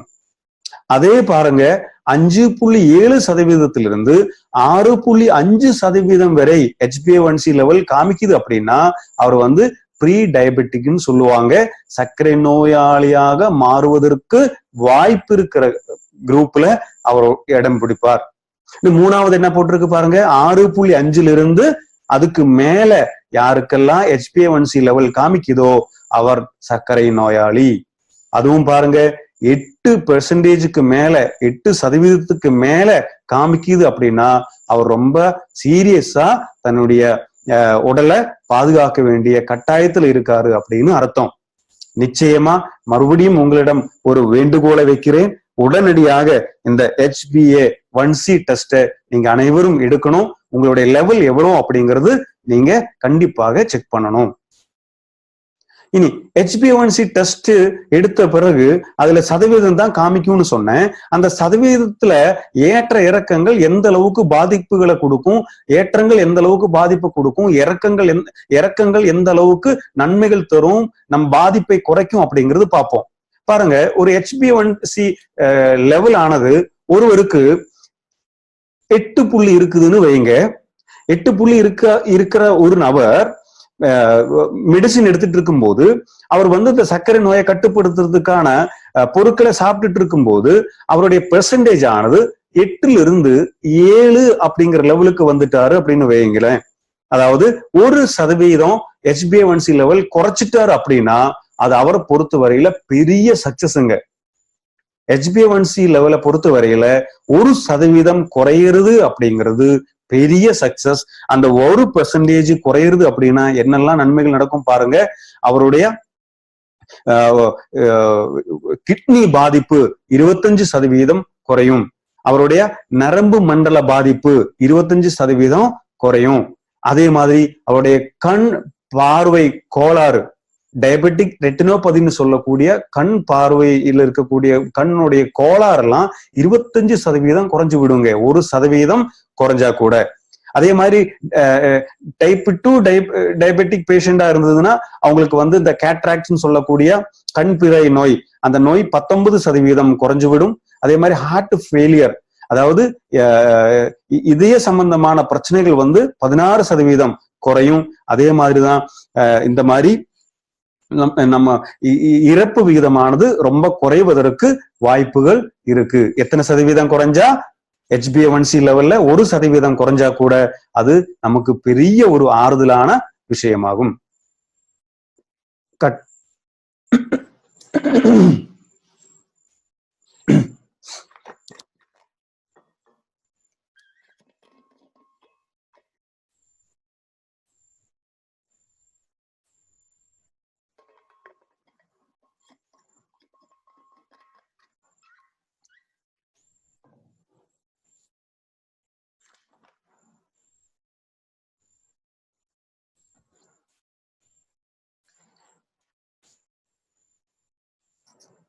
ஸ்டார்ட். சரி, இனி அப்படி ஒருவருக்கு சர்க்கரை நோய் வந்து விட்டது, சர்க்கரை நோயாளியாக மாறிட்டாருன்னு வைங்க, என்ன பண்ணுவாங்க? சாதாரணமா எல்லாருமே போய் ஏதாவது மாத்திரைகள் சாப்பிடுவாங்க. ஒரு டாக்டரை பார்த்தோ அல்லது மெடிக்கல் ஷாப்லயோ மாத்திரைகள் நம்ம வந்து சாப்பிட ஆரம்பிப்பாங்க. அந்த மாதிரி மாத்திரைகள் சாப்பிடும்போது சர்க்கரை நோய்க்கான மாத்திரைகள் உடம்புக்கு நல்லதா கெட்டதா அப்படின்னு கேட்டா நிச்சயமா சர்க்கரை நோய்க்காக சாப்பிடக்கூடிய மாத்திரைகள் உடம்புக்கு கெடுதல் விளைவிக்குது அப்படின்னு ஆராய்ச்சிகள் சொல்லுதுங்க. எந்த ஒரு டேப்லெட்டா இருந்தாலும் எந்த ஒரு மாத்திரையாக இருந்தாலும் அதுக்கு பக்க விளைவுகள் இருக்கு அப்படின்னு கண்டிப்பா அனைவரும் அறிந்த விஷயமே. இன்னைக்கு பாருங்க, அந்த மாதிரி எந்த டேப்லெட்டையுமே எந்த மாத்திரையுமே நம்ம வந்து நம்பி சாப்பிட முடியறது இல்லை. ஏன் நம்பி சாப்பிட முடியறது இல்லைன்னா, இன்னைக்கு நம்முடைய அரசாங்கம் மாதம் அல்லது வருடம் நிறைய இந்த மாதிரியான மெடிசின்ஸை வந்து தடை பண்ணிட்டு இருக்காங்க. சில மெடிசினை எதுக்கு தடை பண்றாங்க? அந்த மெடிசன் அந்த மனிதனுக்கு பெரிய விதமா அளவுல பக்க விளைவுகள் ஏற்படுத்துது அப்படின்னு கண்டு அறிந்த பிறகு அதை வந்து தடை பண்றாங்க. அந்த மாதிரி பாருங்க, இங்க போட்டிருக்கு, தி டைம்ஸ் ஆஃப் இந்தியா அப்படின்னு சொல்லக்கூடிய பிரபலமான பத்திரிகையில போட்டது என்னன்னா, நிறைய டயபெட்டிக் பேஷண்ட் பயன்படுத்தக்கூடிய நிறைய மாத்திரைகள் உடம்புக்கு கெடுதல் விளைவிக்குது அப்படிங்கிறதுக்காக கவர்மெண்ட் பேன் பண்ணிருக்கு, தடை பண்ணிருக்குன்னு போட்டிருக்கு. இங்க பாருங்க எத்தனை வகை, 328க்கு மேலான காம்பினேஷன் ட்ரக்ஸ், 328க்கு மேல இருக்கக்கூடிய வகையில் இருக்கக்கூடிய மாத்திரைகள் இன்னைக்கு அரசாங்கம் தடை பண்ணிருக்கு. இன்னொன்னு ரொம்ப முக்கியமான ஒரு மாத்திரை டயபெட்டிக் பேஷண்ட் சாப்பிட்டுட்டு இருந்தது. என்ன மாத்திரை தெரியுங்களா? அது வந்து ஜனூவியா 100 mgன்னு சொல்லக்கூடிய ஒரு மாத்திரைங்க. இது வந்து பல வருடங்களாக டயபெட்டிக்கு நல்லது, சேஃப்டியானது, சாப்பிடலாம் அப்படின்னு சொல்லிட்டு கொடுத்திருந்தாங்க. அது பல வருடங்கள் மக்கள் சாப்பிட்டு வந்தாங்க. ஆனா திடீர்னு ஒரு அறிக்கை சொல்லுது, இந்த ஜெனுவியான்னு சொல்லக்கூடிய இந்த மாத்திரை சாப்பிட்டோமானால் தைராய்டு கேன்சர் வர்றதுக்கும் பேங்க்ரியாஸ் கணையத்துல கேன்சர் வர்றதுக்கும் காரணமா இருக்குன்னு சொல்லி அதை வந்து தடை பண்ணிட்டு இருக்காங்க. யோசனை பண்ணி பாருங்க, இத்தனை வருடங்கள் சாப்பிட்டோ இந்த மாத்திரையை சாப்பிட்டவங்களுடைய நிலைமை கொஞ்சம் யோசிச்சு பாருங்களேன். அப்ப எந்த மாத்திரை நம்மளால நம்பி சாப்பிட முடியுது? எல்லாமே சைடு எஃபெக்ட் இருக்கு அப்படின்னு பிற்காலத்துல தெரிய வருது. பாருங்க, இந்த மாதிரி மாத்திரைகள் சாப்பிடும் போது சைடு எஃபெக்ட் வருதுன்னு தெரியும், வேற என்ன வழி இருக்கு அப்படின்னு நமக்கு தெரியாது இல்லையா? கண்டிப்பா இதுக்கு சூப்பரான அருமையான வழி இருக்குங்க. அதுதான் இந்தியாவினுடைய பாரம்பரியமான மூலிகைகளால சர்க்கரை நோயின்னு சொல்லக்கூடிய இந்த நிலைய கட்டுப்படுத்த முடியும்னு பல வருடங்களாக இன்னைக்கு ஆராய்ச்சி மூலமா நிரூபிச்சிருக்காங்க. இந்த மாதிரி மூலிகைகள் மூலமா எப்படி சர்க்கரை நோயை கட்டுப்படுத்த முடிகிறது அப்படிங்கிறது நம்ம பார்க்கலாம் இல்லையா? Yes, cut.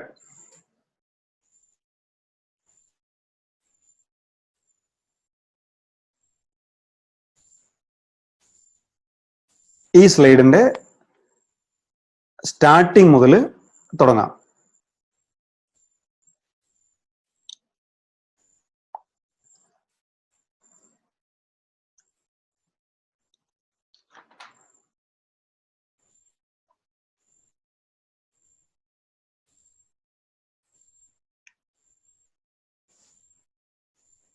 ஸ்டார்ட்.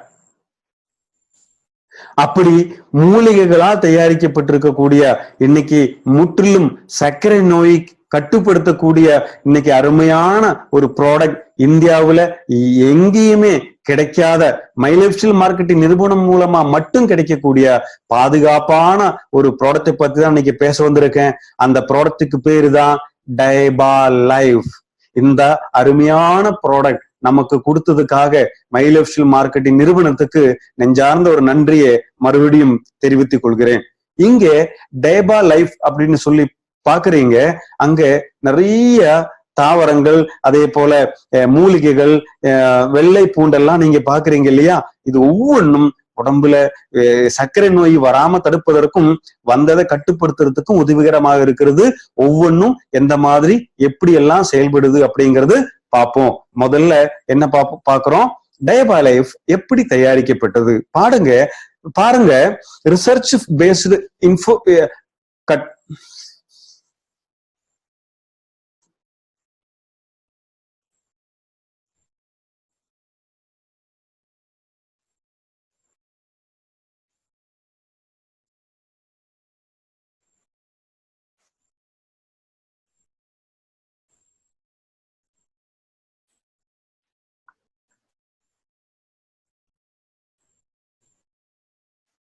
ഈ സ്ലൈഡിന്റെ സ്റ്റാർട്ടിങ് മുതൽ തുടങ്ങാം.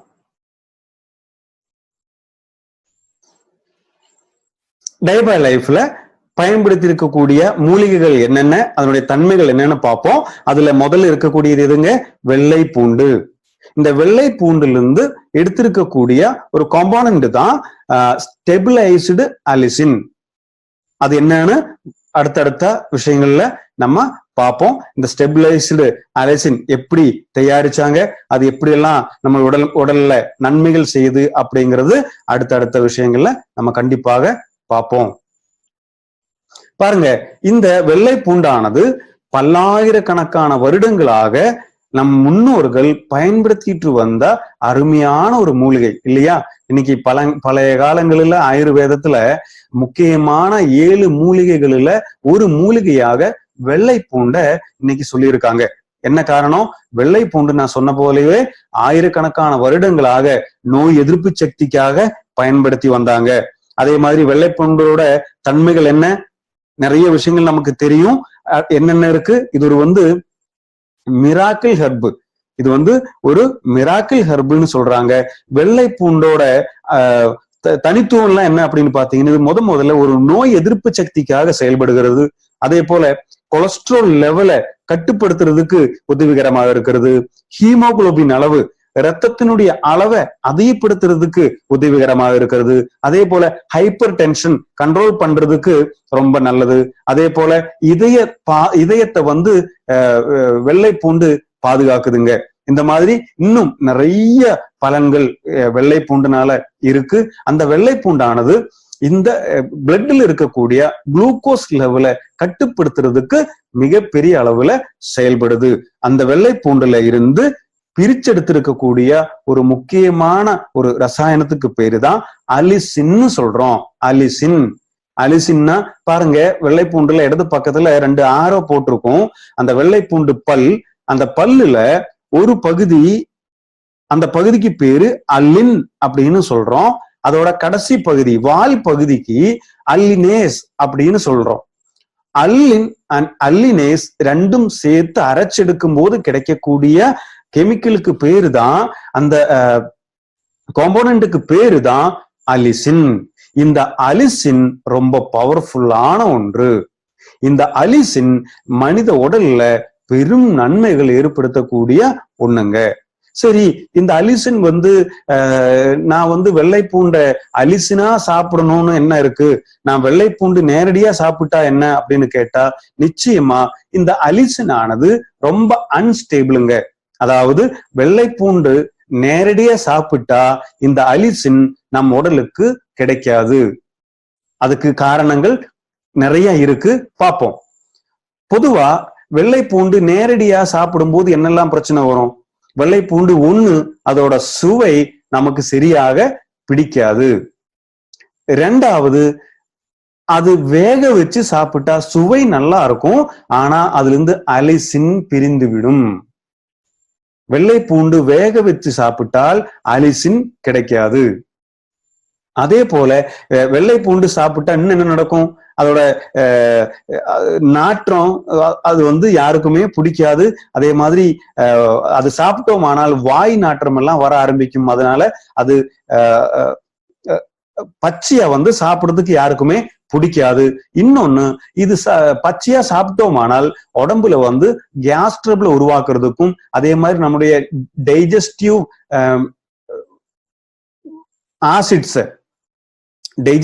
ஆசிட்ஸை வந்து அது வந்து என்ன பண்ணும், அது வந்து அதோட பவரை குறைச்சு விடும்.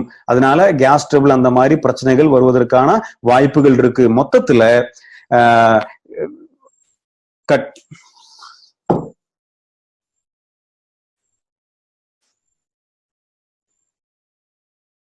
தொட்டு மும்முன்னு தொடங்க ஸ்டார்ட். மொத்தத்துல வயிற்றுக்குள் போனால் நிறைய கெமிக்கல் ரியாக்ஷன் எல்லாம் நடந்து உண்மையிலேயே வெள்ளை பூண்டுக்கு என்னெல்லாம் நன்மைகள் இருக்கோ அது நமக்கு கிடைக்காமல் போகும். அதனாலதான் வெள்ளை பூண்டு நேரடியா சாப்பிடுறத விட 100 மடங்கு பெனிஃபிட் தான் அலிசினா மாத்தி சாப்பிடும்போது நமக்கு கிடைக்குது. பாருங்க, டயபா லைஃப் சொல்லக்கூடிய இந்த அற்புதமான ப்ராடக்ட்ல என்னெல்லாம் சேர்வைகள் சேர்த்திருக்கு பார்ப்போமா?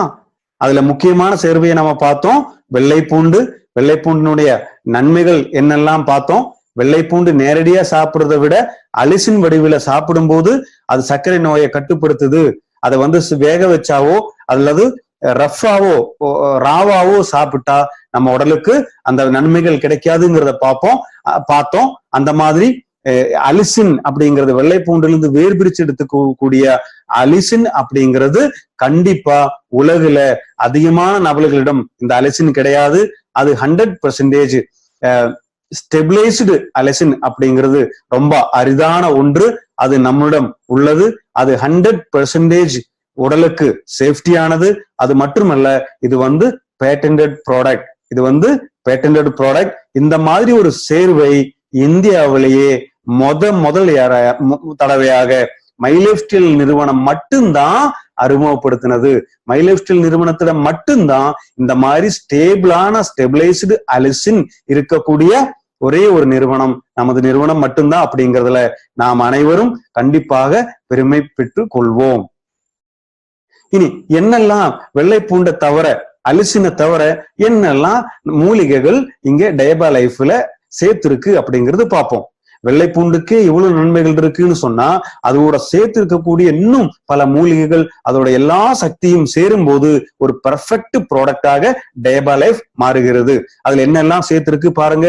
ஒண்ணு 100% ஸ்டெபிளைஸ்டு அலிசின், ரெண்டாவது லவங்க பட்டை சேர்த்திருக்கு, மூணாவது ஆல்பா லிப்போயிக் ஆசிட்னு சொல்லக்கூடிய ப்ரூக்கோலியிலிருந்து பிரிச்செடுத்திருக்கக்கூடிய ஒரு முக்கியமான ஒரு அமிலம் பயன்படுத்தி இருக்கு.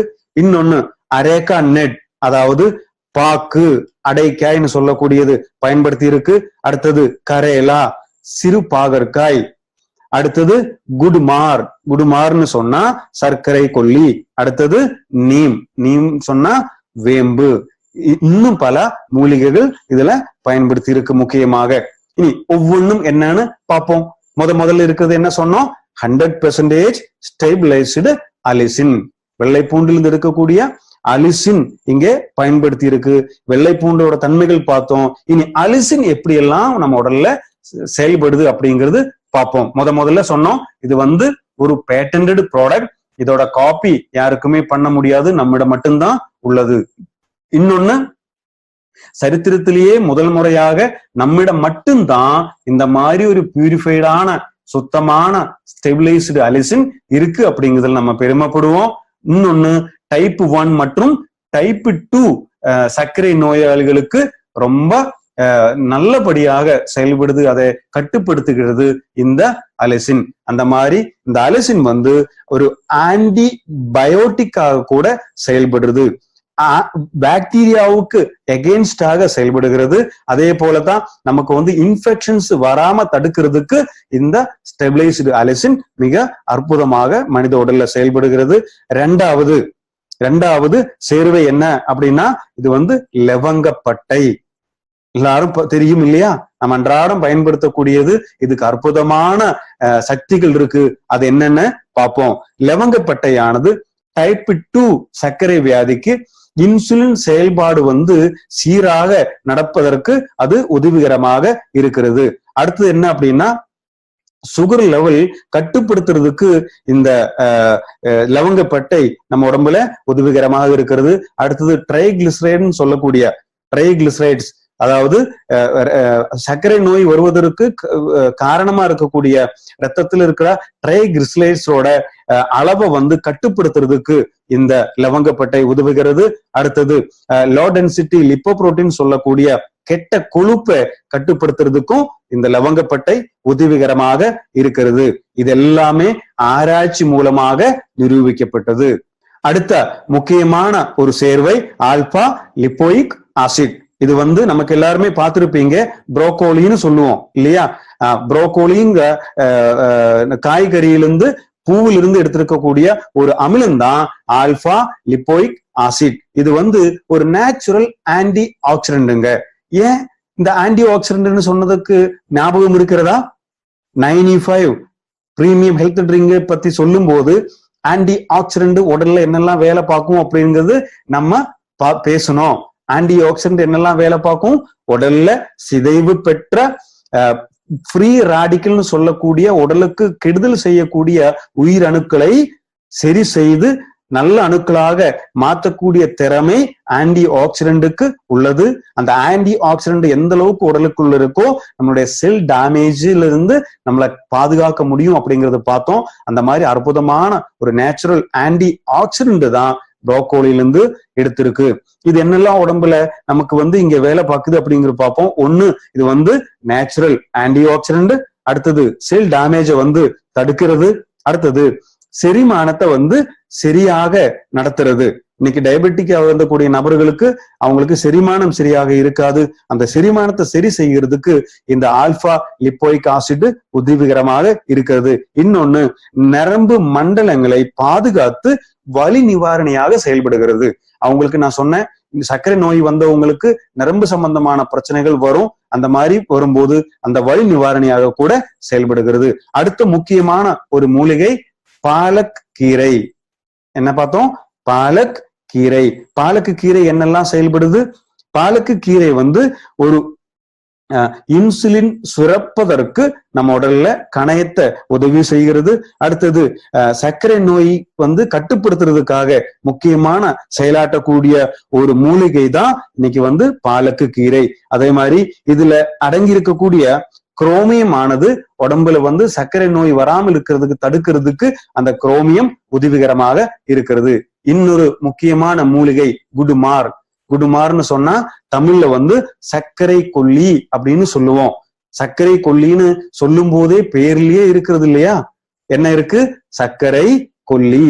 சர்க்கரையே அழிக்கக்கூடிய வல்லமை படைத்த ஒரு மூலிகை தான் சர்க்கரை கொல்லி. இது நம்ம உடம்புல இருக்கக்கூடிய குளுக்கோஸ் லெவலை கட்டுப்படுத்துறதுக்கு பெரிய உதவிகரமா இருக்கக்கூடிய ஒண்ணுதான் சர்க்கரை கொல்லி. இந்த சர்க்கரை கொல்லியோட ரிசல்ட் இது ஆதாரபூர்வமாக நிரூபிக்கப்பட்டது. அதாவது இன்னைக்கு டெஸ்ட் பண்ணும்போது இந்த சர்க்கரை கொல்லியானது கண்டிப்பா டயபெட்டிக் பேஷண்ட்ல 100% ஒர்க் செய்யுது. HbA1c லெவலை கட்டுப்படுத்துறதுல இது ஒரு பெரிய பங்கு வகிக்குது அப்படின்னு கிளினிக்கல் டெஸ்ட் எல்லாம் பண்ணி ஆராய்ச்சி பண்ணி ஆதாரபூர்வமாக நிரூபிக்கப்பட்ட விஷயமே. அடுத்தது முக்கியமான ஒரு மூலிகை நீம், வேம்பு அப்படிங்கிறது இங்க பயன்படுத்தி இருக்கு. வேம்பு நமக்கு தெரியும், இங்க எல்லா ஆயுர்வேத மருந்துகளிலையும் முக்கியமாக பயன்படுத்தக்கூடிய ஒண்ணுதான் வேம்பு. இது கல்ப விருட்சம்னு சொல்றதுங்க. ஆயுர்வேதத்துல வேம்பை கல்ப விருட்சம்னு சொல்லுது. என்ன காரணம்? இந்த வேம்போட எல்லா பகுதியும் நம்ம பயன்படுத்த முடியும். பாருங்க, சில தாவரங்களுடைய சில மூலிகைகளுடைய இலை மட்டும்தான் பயன்படுத்த முடியும், சில தாவரங்களுடைய வேர் மட்டும்தான் பயன்படுத்த முடியும், சில தாவரங்களுடைய காய் கனி மட்டும்தான் மருத்துவ குணம் இருக்கும். ஆனா வேம்பை பொறுத்த வரையில வேம்போட வேர்ல இருந்து இலை வரை மருந்து தாங்க. அதனால இங்க வேம்பு இங்க பயன்படுத்தி இருக்கு. வேம்பு என்னெல்லாம் பாக்குது? வேம்பு முதல்ல நமக்கு இந்த சர்க்கரைய குளுக்கோஸ் லெவலை கட்டுப்படுத்துறதுக்கு உதவிகரமா இருக்கிறது. அதே போல ஸ்ட்ரெஸ்ல இருந்து விடுவிக்கிறதுக்கு. பாருங்க, டயபெட்டிக் பேஷண்டா டயபெட்டிக்ல இருக்கக்கூடியவங்க, இந்த சர்க்கரை நோய் இருக்கக்கூடியவங்களுக்கு மன அழுத்தம் கண்டிப்பா இருக்கும். அந்த ஸ்ட்ரெஸ்ஸை குறைக்கிறதுக்கு இன்னைக்கு இந்த வேம்பு உதவி பண்ணுது. அதே போல அவங்களுடைய கல்லீரல் பாதுகாக்கிறதுக்கு இன்னைக்கு வேம்பு உதவிகரமா இருக்கிறது. அதே போல கணையத்தை தூண்டி இன்சுலின் சுரக்க வைக்கிறதுக்கு அற்புதமாக வேலை பார்க்கக்கூடிய தன்மை இன்னைக்கு வேம்புக்கு இருக்கு. இதெல்லாம் ஆதாரபூர்வமாக நிரூபிக்கப்பட்ட விஷயங்கள். அதெல்லாம் இங்க பாருங்க, எப்படியெல்லாம் இந்த நிரூபிக்கப்படுவாங்க, எப்படியெல்லாம் இது டெஸ்ட் பண்ணுவாங்க. முதல்ல மிருகங்களில தான் டெஸ்ட் பண்ணுவாங்க இல்லையா? அந்த மாதிரி மிருகங்களில என்னெல்லாம் மிருகங்களில டெஸ்ட் பண்ணுவாங்க? ஒரு மருந்து, ஒரு மாத்திரை அப்படி எல்லாம் முதல்ல கண்டுபிடிச்சிட்டாங்க அப்படின்னா முதல்ல ஒண்ணு எலி அல்லது முயல், அந்த மாதிரி அனிமல்ஸ்ல தான் அது டெஸ்ட் பண்ணுவாங்க. அங்க டெஸ்ட் பண்ணி அது பெர்ஃபெக்டான பிறகுதானே மனிதர்களுக்கு கொடுப்பாங்க இல்லையா? இன்னைக்கு COVID-19க்கு எகெயின்ஸ்டான வேக்சினை கண்டுபிடிச்சிட்டு இருக்காங்க. முதல்ல இதுல ஆராய்ச்சி பண்ணுவாங்க, எலியிலையோ முயல்லையோ டெஸ்ட் பண்ணி ஆராய்ச்சி முடிச்ச பிறகுதான் மனிதர்கள்ல அது ஆராய்ச்சி பண்ணுவாங்க. அந்த மாதிரி மனிதர்கள டெஸ்ட் பண்றதுக்கு முன்னாடி இங்க எலிகளில டெஸ்ட் பண்ணிருக்காங்க. இங்க எலிகள், அதாவது சர்க்கரை நோய் வரவைக்கப்பட்ட எலிகள், அந்த எலிகளோட கண்ணு பாதிக்கப்பட்டிருக்கு. அந்த எலிகளோட கண் பாதிக்கப்பட்ட பிறகு அந்த எலிகளுக்கு தொடர்ந்து 16 வாரங்கள் நம்மளுடைய வேம்பு கொடுத்திருக்காங்க. வேம்பு கொடுத்தனுடைய பலன் என்னன்னு பார்க்கும்போது 16 வாரம் கழிச்சு பார்க்கும்போது அவங்களுடைய கண்ணுல இருக்கக்கூடிய பாதிப்பானது டயபெட்டிக் ரெட்டினோபதின்னு சொல்லக்கூடிய நோய், கண் பார்வை அழியக்கூடிய நோய், அந்த பாதிப்புல இருந்து முற்றிலும் விடுபட்ட அற்புதமான ரிசல்ட்டை பார்த்திருக்கிறோம். அந்த மாதிரி எல்லாமே டெஸ்ட் பண்ணி ஆதாரபூர்வமாக நிரூபிக்கப்பட்டதுங்க. அந்த மாதிரி வேம்பு பயன்படுத்தி இருக்கு. அடுத்த முக்கியமான ஒரு மூலிகை தான் இங்க அரேக்கா நெட்டுன்னு சொன்னோம். என்ன பேரு அதுக்கு? நம்மளுடைய பாக்கு, அடைக்காய்ன்னு சொல்லுவோம் இல்லையா?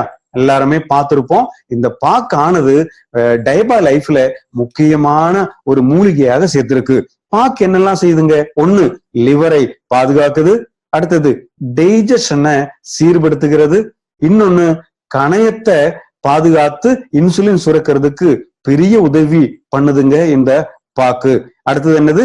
பிளட் சுகர் லெவலை உடம்புல கட்டுப்படுத்துறது இந்த பாக்கு பெரிய உதவிகரமாக இருக்கிறது. அதுவும் ஆராய்ச்சி பூர்வமாக நிரூபிக்கப்பட்ட விஷயம். அடுத்ததா ரொம்ப முக்கியமான பவர்ஃபுல்லான ஒரு மூலிகை, ஒரு சேர்வை என்ன? அதுதான் நம்முடைய பாவக்காய் அல்லது பாகற்காய். சிறு பாகற்காய் தான் இங்க பயன்படுத்தி இருக்கு. இது ரொம்ப ரொம்ப பவர்ஃபுல்லான ஒண்ணுங்க. பாகற்காய் எதுக்கெல்லாம் உதவிகரமா இருக்கு? முதல்ல நமது லிவரை பாதுகாக்கிறதுக்கு பாகற்காய் இருக்கு. எதுக்கு லிவரை பாதுகாக்கணும்? இங்க பாருங்க, நம்ம உடலுக்கு தேவையான எல்லா சத்துக்களையுமே சரியான அளவுல பிரிச்சு கொடுக்கக்கூடிய ஒண்ணுதான் நம்முடைய லிவர், கல்லீரல். அந்த கல்லீரை பாதுகாத்தா தான் உடம்ப பாதுகாக்க முடியும். அதனாலதான் அற்புதமா இந்த மாதிரி காம்பினேஷன் கொண்டு வந்திருக்கு. 2 வேலைகள் முக்கியமாக செய்யும். ஒண்ணு நம்முடைய லிவரை பாதுகாக்கும், இன்னொன்னு ரத்தத்தில் இருக்கக்கூடிய குளுக்கோஸ் லெவலை கட்டுப்படுத்துது. அதே போல நம்முடைய பான்கிரியாஸ், கணையத்தை பாதுகாக்கக்கூடிய முக்கியமான ஒரு வேலை பார்க்கக்கூடிய ஒரு ஆன்டி ஆக்சிடென்ட் அடங்கி இருக்கக்கூடிய ப்ராடக்ட் தான் நம்முடைய சிறு பாகற்காய். இதுவும் நிறைய கிளினிக்கல் டெஸ்ட் எல்லாம் முடிச்சு, அதே மாதிரி ரிசர்ச் எல்லாம் முடிச்சு ஆதாரபூர்வமாக நிரூபிக்கப்பட்டதுதான் இந்த பாகற்காயோட தன்மைகள். பாருங்க, ஒவ்வொன்றுலயும் ஒவ்வொரு ப்ராடக்ட்லயும் எத்தனை வருஷம் யாருக்கெல்லாம் கொடுத்து என்னெல்லாம் ரிசல்ட் வந்திருக்கு அப்படிங்கிறது ஆதாரபூர்வமாக நிரூபிக்கப்பட்டிருக்கு. பாருங்க, இத்தனை வகையான அற்புதமான மூலிகைகளால் உருவாக்கப்பட்ட நம்முடைய சூப்பர் ஸ்டார் ப்ராடக்ட் தான் டயபா லைஃப். இனி யாருக்கெல்லாம் டயபா லைஃப் தேவை? யாருக்கெல்லாம் டயபா லைஃப் ரெக்கமெண்ட் பண்ணலாம்? யாரு டயபா லைஃப் சாப்பிடக்கூடாது? யாரெல்லாம் டயபா லைஃப் சாப்பிடலாம்? யாரு கட்டாயமாக சாப்பிட வேண்டும் பார்ப்போமா? எஸ், அதாவது டைப் 1 சர்க்கரை நோயாளிகள், அவங்களுக்கு டயபா லைஃப் சாப்பிடலாம். டைப் 2 இருக்கக்கூடிய சர்க்கரை நோயாளிகள் இது சாப்பிடலாம். அடுத்தது ப்ரீ டயபெட்டிக் பேஷண்ட்ஸ், அதாவது டயபெட்டிக் இல்ல, நம்ம முதல்ல பார்த்தோம் இல்லையா, என்ன லெவல் பார்த்தோம்? ப்ரீ டயபெட்டிக் லெவல் பார்த்தோம். அந்த ப்ரீ டயபெட்டிக் லெவல் இருக்கக்கூடிய நபர்கள் கட்டாயமாக சர்க்கரை நோயாளியாக மாறாமல் இருப்பதற்கு நிச்சயமா டயபா லைஃப் உங்களை உதவி பண்ணும். இன்னொன்னு என்ன, டயபெட்டிக் பெரிய பாதிப்பு கூடிய நபர்கள் நிச்சயமாக இது சாப்பிடணும். அடுத்தது நம்முடைய ஃபேமிலியில அப்பாவுக்கோ அம்மாவுக்கோ இந்த சூழ்நிலை இருக்கு, அவங்க சர்க்கரை நோயாளிகளாக இருக்காங்க அப்படின்னா நிச்சயமா நமக்கு வருவதற்கான ஒரு வாய்ப்பு அங்க இருக்கிறது. அந்த மாதிரி நமக்கு வராம இருக்கிறதுக்கு நிச்சயமா டயபா லைஃப் தேவை. கண்டிப்பா 7 வயதுக்கு கீழே இருக்கக்கூடிய குழந்தைகள் கண்டிப்பாக இது சாப்பிடக்கூடாது. 7 வயதுக்கு மேல இருக்கக்கூடிய குழந்தைகள் தான் இதை சாப்பிடணும். இனி டயபா லைஃபோட டோசேஜ் என்ன பார்ப்போம், எந்த அளவு சாப்பிடணும் அப்படிங்கிறது பார்ப்போம். யாரெல்லாம் சாப்பிடணும்னு பார்த்தோம், இனி எந்த அளவுக்கு சாப்பிடணும். அதாவது ப்ரீ டயபெட்டிக்னு சொல்லக்கூடிய அப்பாவுக்கு அம்மாவுக்கு டயபெட்டிக் இருக்கு, அல்லது டயபெட்டிக் சர்க்கரை நோயாளி ஆவதற்கு உடனடியா வாய்ப்புகள் இருக்கு, ப்ரீ டயபெட்டிக் கண்டிஷன்ல இருக்கு, எனக்கு வரவே கூடாதுன்னு நினைக்கக்கூடியவங்க டெய்லி 1 கேப்சூல் கண்டிப்பாக எடுத்துக்கணுங்க. 2வது டைப் 1 அல்லது டைப் 2 சர்க்கரை நோயாளியாக மாறிவிட்டார் அப்படிங்கக்கூடிய நபர்கள் ஒரு நாளைக்கு 2 கேப்சூல்ஸ் எடுக்கணுங்க. காலையில் 1, ஈவினிங் 1. அடுத்தது HbA1c 12க்கு மேல போயாச்சுன்னா 2க்கு கட்.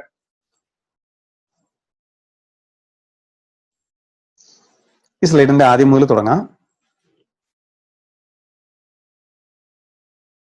ஸ்டார்ட். டயபா லைஃப் யாரெல்லாம் சாப்பிடணும்னு பார்த்தோம், இனி எந்த அளவு சாப்பிடணும், அதோட டோசேஜ் என்னன்னு பார்ப்போமா? பாருங்க, டோசேஜ் அப்படிங்கிறது எனக்கு சர்க்கரை நோய் இல்லை ஆனால் வராம இருக்கணும் அப்படின்னு ஆசைப்படக்கூடியவங்க, ப்ரீ டயபெட்டிக்கா இருக்கக்கூடியவங்க, என்னோட அப்பா அம்மாவுக்கு இருக்கு எனக்கு வரக்கூடாதுன்னு நினைக்கக்கூடியவங்க டெய்லி 1 டயபா லைஃப் கேப்சூல் சாப்பிடணுங்க. இனி டைப் 1 சர்க்கரை நோயாளி, டைப் 2 சர்க்கரை நோயாளியா இருக்கக்கூடிய நபர்கள் ஒரு நாளைக்கு 2 கேப்சூலை சாப்பிடணும். கண்டிப்பா 7 வயதுக்கு உட்பட்ட குழந்தைகள் டயபா லைஃப் சாப்பிட வேண்டியது இல்ல. 7 வயதுக்கு மேற்பட்ட சர்க்கரை நோயாளியா இருக்கக்கூடிய நபர்கள் அல்லது ப்ரீ டயபெட்டிக்ல இருக்கக்கூடிய நபர்கள் தான் டயபா லைஃபை சாப்பிடணும். இனி டயபலைஃபோட முக்கியமான தன்மைகள் என்னன்னு பார்ப்போமா? முக்கியமான தன்மைகள் என்னன்னா, இது ஒரு பேட்டன்டட் ஸ்டெபிலைஸ்டு அலிசின் இருக்கக்கூடிய அற்புதமான ப்ராடக்ட்.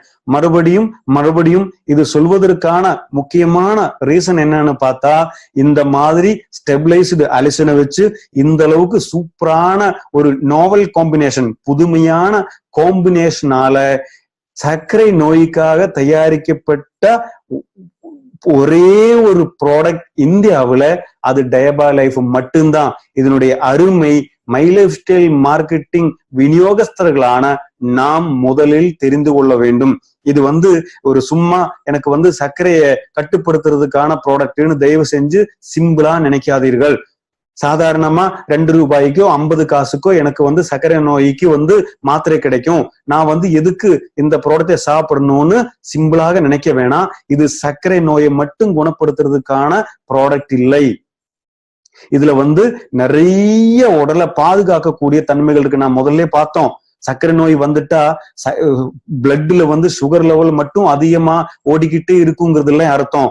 சர்க்கரை நோய் வந்த பிறகு அவருடைய கிட்னி பாதிக்கப்படுது, அவருடைய லிவர் பாதிக்கப்படுது, அவருடைய இதயம் பாதிக்கப்படுது, அவருடைய மூளை பாதிக்கப்படுகிறது, அவருடைய தோல் பாதிக்கப்படுகிறது, அவருடைய கண்கள் பாதிக்கப்படுகிறது, அவருடைய கை கால்கள் பாதிக்கப்படுகிறது. இந்த மாதிரி மொத்தத்துல சுகர் லெவல் வந்துட்டோம் அப்படின்னா, சர்க்கரை நோயாளியா மாறிட்டாருன்னா உடம்பு முழுக்க பாதிக்கப்படுது இல்லையா?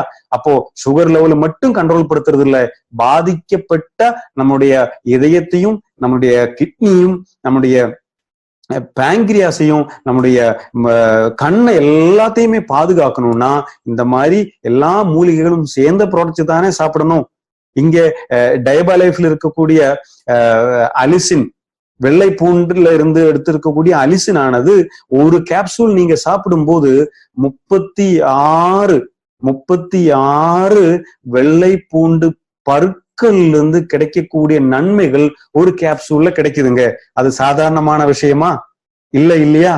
சோ இந்த அளவுக்கு அற்புதமாக தயாரிக்கக்கூடிய ப்ராடக்ட் தான் இந்தியாவுல. இப்படி ஒரு அருமையான ப்ராடக்ட் யாரிடமும் இல்லை. அது மை லைஃப் ஸ்டைல் மார்க்கெட்டிங் நிறுவனத்துல செயல்படக்கூடிய விநியோகஸ்தர்களான உங்களிடம் மட்டும்தான் இருக்கு அப்படிங்கிறது பெருமையோட நாம நினைப்போம். இந்த சேவை அனைவருக்குமே தேவைப்படுகிறது. இதோட அருமைகளை எடுத்து சொல்லி நிறைய நபர்களுக்கு இந்த ப்ராடக்டை நீங்க பரிந்துரை செய்யலாம். இங்க கவனிக்க வேண்டிய விஷயங்கள் என்ன அப்படின்னு பாத்தீங்கன்னா, ஒண்ணு, யாராவது சர்க்கரை நோயாளியா இருக்கக்கூடிய நபர்கள் இதுக்காக மாத்திரைகள் சாப்பிடுறாங்க, இதுக்காக இன்சுலின் எடுத்துட்டு இருக்காங்க அப்படின்னு சொன்னா கண்டிப்பா அந்த மாத்திரைகள் தொடர்ந்து சாப்பிடணும், எதுவுமே நிறுத்த வேண்டியது இல்லை. இனி ஒருவர் இன்சுலின் எடுத்துட்டு இருக்காருன்னு சொன்னா அந்த இன்சுலினை நிறுத்தின பிறகு டயபாலைஃப் சாப்பிடுங்கள் அப்படின்னு சொல்லக்கூடாது. அதே போல ரொம்ப சீரியஸ் கண்டிஷன்ல இருக்கக்கூடிய HbA1c லெவல் 13 லெவல் இருக்கு. அதே போல பிளட்ல சுகர் லெவல் 300க்கு மேல இருக்கு, 500க்கு மேல இருக்கு அப்படிங்கிற சீரியஸ் கண்டிஷன்லாம் வரும்போது அவங்களுக்கு திடீர்னு போய் இதை சாப்பிடுங்க, இது ஒரு மேஜிக் ப்ராடக்ட் மாதிரி உங்களை பாதுகாக்கும்னு தவறான வாக்குறுதிகளை நீங்க கொடுக்க கூடாது. முக்கியமா டயபாலைஃப் எதுக்கெல்லாம் உதவிகரமா இருக்கு, எனது லைஃப்ல நான் சர்க்கரை நோயாளியாக மாறாமல் இருப்பதற்கு என்ன தேவை, டயபாலைஃப் தேவை, அப்படிங்கிற நபர்களுக்கு கொடுங்க. அடுத்தது சர்க்கரை டைப் 1 டைப் 2 சர்க்கரை நோயாளிகளுக்கு கொடுங்க. ரொம்ப சீரியஸ் கண்டிஷன்ல இருக்கிறவங்களுக்கு கேரண்டி சொல்லி கொடுக்க வேண்டிய அவசியம் இல்லை. அடுத்தது இது இந்த ப்ராடக்ட் மட்டும் சாப்பிட்டு வந்தா முற்றிலும் சர்க்கரை நோய் குணமாகும் அப்படிங்கிற தவறான வாக்குறுதியை கொடுக்க கூடாது. இது கட்டுப்படுத்துறதுக்கான ப்ராடக்ட் அப்படிங்கறத சொல்லிதான் நாம கொடுக்கணும். அதே போல இந்த ப்ராடக்ட் சாப்பிடும் போது ஆல்ரெடி அவங்க சர்க்கரை நோய்க்காக ஏதாவது மாத்திரைகள் சாப்பிடுறதாக இருந்தால், இன்சுலின் எடுத்துக்கொள்வதாக இருந்தால் அது ஒருபோது நிறுத்தக்கூடாது. அதோட சேர்த்துதான் இது சாப்பிட வேண்டும். சாப்பிடும் போது ஒரு அரை மணி நேரம் இடைவெளி விட்டு சாப்பிட சொல்லுங்க.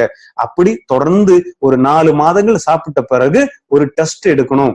4 மாதங்கள் சாப்பிட்ட பிறகு கண்டிப்பா HbA1c டெஸ்ட் எடுத்து எந்த அளவில் இருக்கு பாருங்க. தொடர்ந்து சாப்பிட்டு டெஸ்ட் பார்த்து உங்களுடைய டாக்டரிடம் அடிக்கடி டிஸ்கஸ் பண்றது ரொம்ப நல்லதுங்க. அதே மாதிரி சர்க்கரை நோயானது சாதாரணமா ஒரு நோய் கிடையாது, அது ஒரு டிஸார்டர்னு சொன்னோம். அந்த டிஸார்டரை ஆர்டரா கொண்டு வர்றதுக்கு மருந்து மாத்திரைகள் மட்டும் பத்தாது, வேறு சில விஷயங்கள் கூட இங்க மை லைஃப் ஸ்டைல் மார்க்கெட்டிங் நிறுவனம் ஹார்வெஸ்ட் நமக்கு சொல்லுது. அதுக்கு ஒரு ஃபார்முலா இருக்கு, அதுதான் டெலா. இதை யாரும் மறக்க கூடாது. சர்க்கரை நோயாளியா இருக்கக்கூடிய நபர்களும் லைஃப்ல எனக்கு சர்க்கரை நோய் வரவே கூடாதுன்னு நினைக்கக்கூடியவங்களும் இந்த டெலா அப்படிங்கிறத மறக்கவே மறக்காதீங்க. இங்க வெளியே யாருமே இதெல்லாம் சொல்லி தருவதில்லை. மை லைஃப் ஸ்டைல் நிறுவனம் ஹார்வெஸ்ட் சக்சஸ் அகாடமி மட்டும்தான் இந்த ஐடியாஸ் எல்லாம் நமக்கு சொல்லி கொடுக்குறாங்க. டெலா அப்படின்னா என்ன? D for diet and nutrition. நம்ம உண்ணக்கூடிய உணவுல உடம்புக்கு தேவையான சத்துக்கள் இருக்கிற உணவுகள் மட்டும்தான் உண்ணணும். அடுத்தது இ எக்ஸர்சைஸ், உடற்பயிற்சி சர்க்கரை நோயாளிகளுக்கு ரொம்ப ரொம்ப முக்கியம். ஆயுர்வேதம் என்ன சொல்லுது? உலகிலேயே அதிகமாக உடற்பயிற்சி செய்ய வேண்டிய நோயாளிகள் யாரு அப்படின்னா அது சர்க்கரை நோயாளிகள். நீங்க சாப்பிடக்கூடிய உண்ணக்கூடிய உணவுல இருக்கக்கூடிய குளுக்கோஸ் ஆனது அது எரிக்கணும் அப்படின்னா, அது அழிக்கணும் அப்படின்னா அதிகமான எக்ஸசைஸ் பண்ணுங்க. எக்ஸசைஸ் பண்ணாத சர்க்கரை நோயாளிகளுக்கு தான் நம்ம முதல்ல சொன்னா இதய பிரச்சனை, கிட்னி பிரச்சனை எல்லாம் அதிகமாக வரும். அதனால இந்த எக்ஸசைஸ்ல யோகா மற்றும் பிராணாயாமம் ரொம்ப சிறந்தது. அதே மாதிரி வாக்கிங் பண்றது ரொம்ப நல்லது. L4 life style. லைஃப் ஸ்டைல்னா என்ன? வாழ்க்கை தரத்துல பெரிய பெரிய மாற்றங்களை கொண்டு வரணும். என்னென்ன மாற்றங்கள் கொண்டு வரணும்? நம்ம சாப்பிடுற சாப்பாடுல, தூங்குகிற தூக்கத்துல. அதே மாதிரி சில பேர் பார்த்தா 12 மணிக்கு தான் படுப்பாங்க, காலையில 10 மணிக்கு தான் எந்திரிப்பாங்க. அந்த மாதிரி இருக்கக்கூடிய நபர்களுக்கெல்லாம் சர்க்கரை நோய் வருவதற்கான வாய்ப்புகள் இருக்கு. அதனால தூக்கம் ரொம்ப நேரத்திலேயே தூங்க பழகுங்க. அதே மாதிரி குறைஞ்சபட்சம் 8 மணி நேரமாவது தூங்கணும். அடுத்தது ஏ அப்படின்னா ஆயுர்வேதிக்கோட சேர்ந்துருங்க. டெலா, இது மறக்க கூடாது. DELA, diet and nutrition, exercise, lifestyle and Ayurvedic. ஆயுர்வேதத்தோட என்னைக்குமே சேர்ந்துருங்க. ஆயுர்வேதத்தோட சேர்ந்துருங்க. ஆன் அண்ட் ஆனோட சேர்ந்துருங்க. ஆன் அண்ட் ஆன் டை பை லைஃபோட சேர்ந்துருங்க. அந்த மாதிரி ஆன் அண்ட் ஆன் டை பை லைஃபோட என்னைக்குமே சேர்ந்து இருக்கக்கூடிய நபர்களுக்கு லைஃப்ல சர்க்கரை நோயால எந்த தொந்தரவும் வராமல் இருக்கட்டும் அப்படின்னு இங்க அனைவரையுமே வாழ்த்துகிறேன். டை பை லைஃப் சாப்பிடக்கூடிய அனைத்து நபர்களுமே ரொம்ப முக்கியமா கவனத்துல வச்சுக்க வேண்டிய ரொம்ப முக்கியமான விஷயம் என்ன? இது ஒரு மேஜிக் ப்ராடக்ட் கிடையாது. இது ஒரு மேஜிக் ப்ராடக்ட் கிடையாது. தவறாக இந்த ப்ராடக்டை யாருமே ரெக்கமெண்ட் செய்யாதீர்கள். தவறாக ரெக்கமெண்ட் செய்யறது அப்படின்னா என்ன? உங்களுக்கு சர்க்கரை நோய் எந்த அளவுக்கு இருந்தாலும் ஒரே மாதத்துல அது சரி செய்து விடும், ஒரே வாரத்துல அது சரி செய்து விடும் அப்படிங்கிற தவறான வாக்குறுதிகள் கொடுக்க கூடாது. இது தொடர்ந்து சாப்பிடும் போதுதான் இதோடைய பலன்கள் கிடைக்கும். அதே போல எல்லாருமே மனதுல நினைக்க வேண்டிய விஷயம் என்ன அப்படின்னா, சர்க்கரை நோய்க்காக யாராவது ஏதாவது மெடிசின் எடுத்துக்கிட்டு இருக்கக்கூடிய நபர்களா இருந்ததுன்னா அது நிறுத்தி விட வேணாம். இந்த ப்ராடக்டோட சேர்த்து அதையும் சாப்பிடுங்க. இன்சுலின் எடுத்துட்டு இருக்கக்கூடிய நபர்கள் அதை நிறுத்த வேணாம், இன்சுலின் எடுத்துக்கிட்டே இருங்க. அதே போல ஏதாவது மாத்திரைகள் சாப்பிடுறவங்களா இருந்ததுன்னா நீங்க மாத்திரைகள் சாப்பிட்ட பிறகு ஒரு அரை மணி நேர இடைவெளி விட்ட பிறகு டயபா-லைஃப் சாப்பிடுங்க. அப்படி தொடர்ந்து 3 மாதங்கள் சாப்பிட்ட பிறகு HbA1c டெஸ்ட் எடுத்த பிறகு அதுல பெர்சன்டேஜ் குறைஞ்சு வந்திருக்குன்னு சொன்னா படிப்படியா அந்த மெடிசின் எல்லாம் குறைச்சு டயபா-லைஃப் மட்டும் கண்டினியூ பண்ணா போதுமானது. அதுக்காக உங்களுடைய டாக்டரிடம் ஆலோசனைகள் கூறுவது ரொம்ப நல்லது. இனி அதே மாதிரிதான் எல்லாரும் மனதில் வச்சிருக்க வேண்டிய ரொம்ப முக்கியமான ஒரு ஃபார்முலா இருக்குங்க. இங்க மை லைஃப் ஸ்டைல் மார்க்கெட் நிறுவனம் அந்த ஃபார்முலா உங்களுக்கு சொல்லி கொடுக்குது. எல்லாருமே இந்த 4 எழுத்துக்களை மனதுல பதிவு பண்ணுங்க. டெலா, DELA. இது மனதில் எல்லாருமே வைங்க. என்ன இந்த டெலா? எனக்கு ஒருபோதும் சர்க்கரை நோய் வரக்கூடாதுன்னு நினைக்கிறவங்களும், சர்க்கரை நோய் எனக்கு கட்டுப்படுத்தணும், அதுல இருந்து அதோட தாக்கத்துல இருந்து எனக்கு தப்பிக்கணும்னு நினைக்கக்கூடியவங்களும் இந்த டெலாவை மறக்கவே கூடாது. டெலால D4 டயட் அண்ட் நியூட்ரிஷன். என்னது டயட் அண்ட் நியூட்ரிஷன்? இதுக்கான மருந்து மாத்திரைகள் மட்டும் சாப்பிட்டால் பத்தாது. சரியான நியூட்ரிஷனான உணவுகள் உண்ணணும். சரியான ஊட்டச்சத்துகள் இருக்கக்கூடிய சாப்பாடு கண்டிப்பா சாப்பிடணும். உடலுக்கு தேவையில்லாத உணவுகள் தவிர்க்கணும். அடுத்து என்னதுங்க? எக்ஸர்சைஸ், உடற்பயிற்சி. இன்னைக்கு ஆயுர்வேதம் சொல்லுது, உலகிலேயே ரொம்ப அதிகமான அளவு உடற்பயிற்சி செய்ய வேண்டிய நோயாளி யாருன்னா அவங்க சர்க்கரை நோயாளிகள். அதனால உடற்பயிற்சி அதிகமா பண்ணுங்க. நம்ம உடலுக்குள்ள இருக்கக்கூடிய அதிகமான எக்ஸஸா இருக்கக்கூடிய இந்த குளுக்கோஸ் எல்லாம் கரைக்கணும், எரிக்கணும் அப்படின்னா கண்டிப்பா எக்ஸசைஸ் தேவை. அதுல யோகா, பிராணாயாமம் எல்லாம் பண்ணும்போது பெரிய மாற்றங்கள் உடம்புல நடக்கும். அடுத்தது L4 லைஃப் ஸ்டைல், வாழ்க்கை தரத்துல நிறைய மாற்றங்களை கொண்டு வரணும்.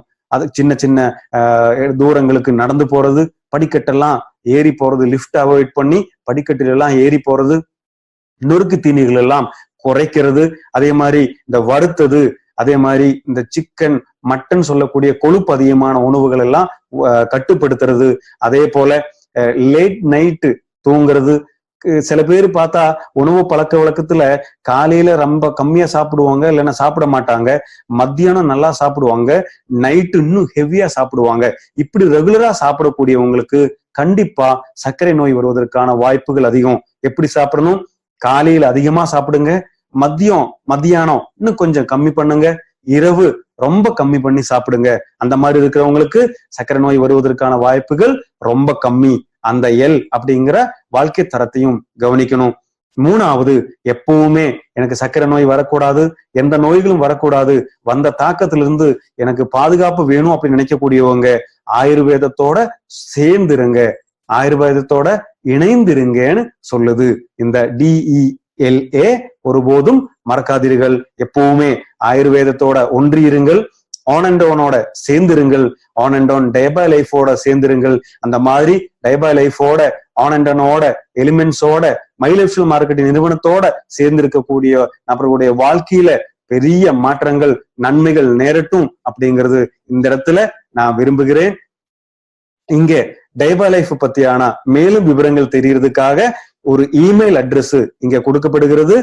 dibalife@gmail.com அப்படிங்கிற இமெயிலுக்கு உங்களுடைய ஏதாவது கேள்விகள், சந்தேகங்கள் ஏதாவது இருந்ததுன்னா இங்க இமெயில் அனுப்பலாம். உங்களுக்கான பதில் நிச்சயமாக கிடைக்கும். அது அடுத்ததா முக்கியமா மை லைஃப் ஸ்டைல் மார்க்கெட்டிங்ல இருக்கக்கூடிய விநியோகஸ்தர்களான நாம் இனி கவனிக்க வேண்டிய சில விஷயங்கள் இருக்கு. என்னன்னு பாப்போமா? பாருங்க, நம்முடைய சமுதாயத்துல 3 ஆரோக்கியமாக இருக்கக்கூடிய விஷயங்கள்ல 3 விதமாக பிரிச்சிருக்காங்க மக்களை. அதாவது ஹெல்த் விஷயமா 3 விதமான மக்கள் நம்முடைய சமுதாயத்துல இருக்காங்க. 1 A, 2வது B, 3வது C. என்ன இந்த ஏ கேட்டகரினா ரொம்ப ஹெல்த்தியா, ரொம்ப ஆரோக்கியமா வாழ்ந்துட்டு இருக்கக்கூடியவங்க. பி அப்படின்னா அவங்களுக்கு பெரிய பிரச்சனை எல்லாம் உடம்புல இருக்காது, ஆனா அப்பப்ப சின்ன சின்ன பிரச்சனை இருக்கு. நம்ம பார்த்தோம் இல்லையா ப்ரீ டயபெட்டிக்னு. டயபெட்டிக் இல்ல, ஆனா டயபெட்டிக்கா மாறுறதுக்கு வாய்ப்புகள் இருக்கு. அந்த மாதிரி இருக்கக்கூடிய நபர்கள்.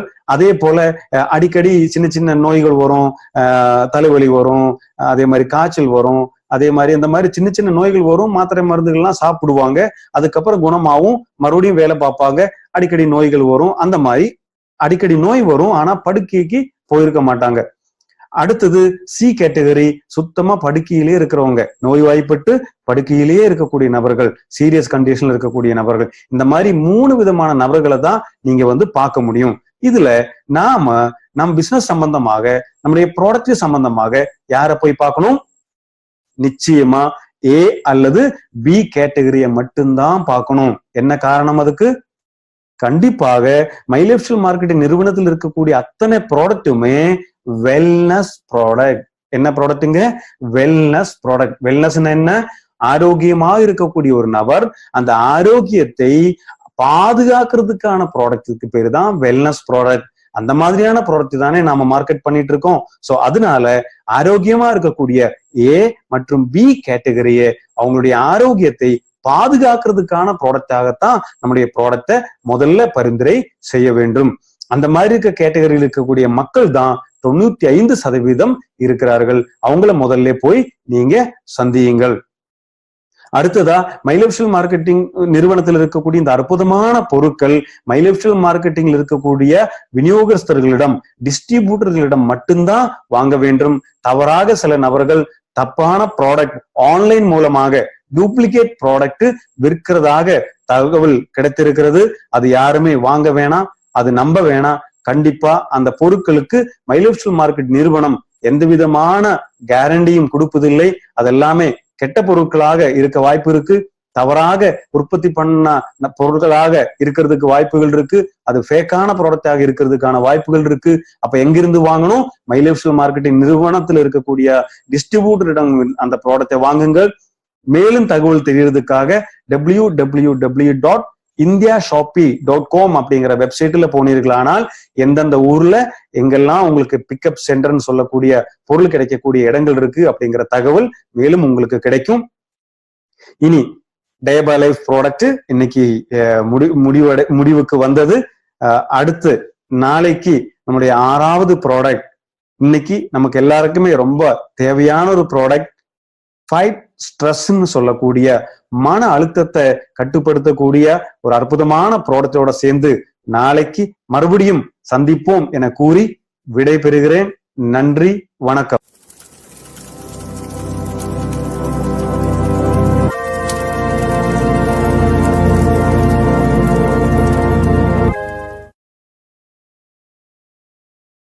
Thank you for watching. For more business and product videos, subscribe the channel now.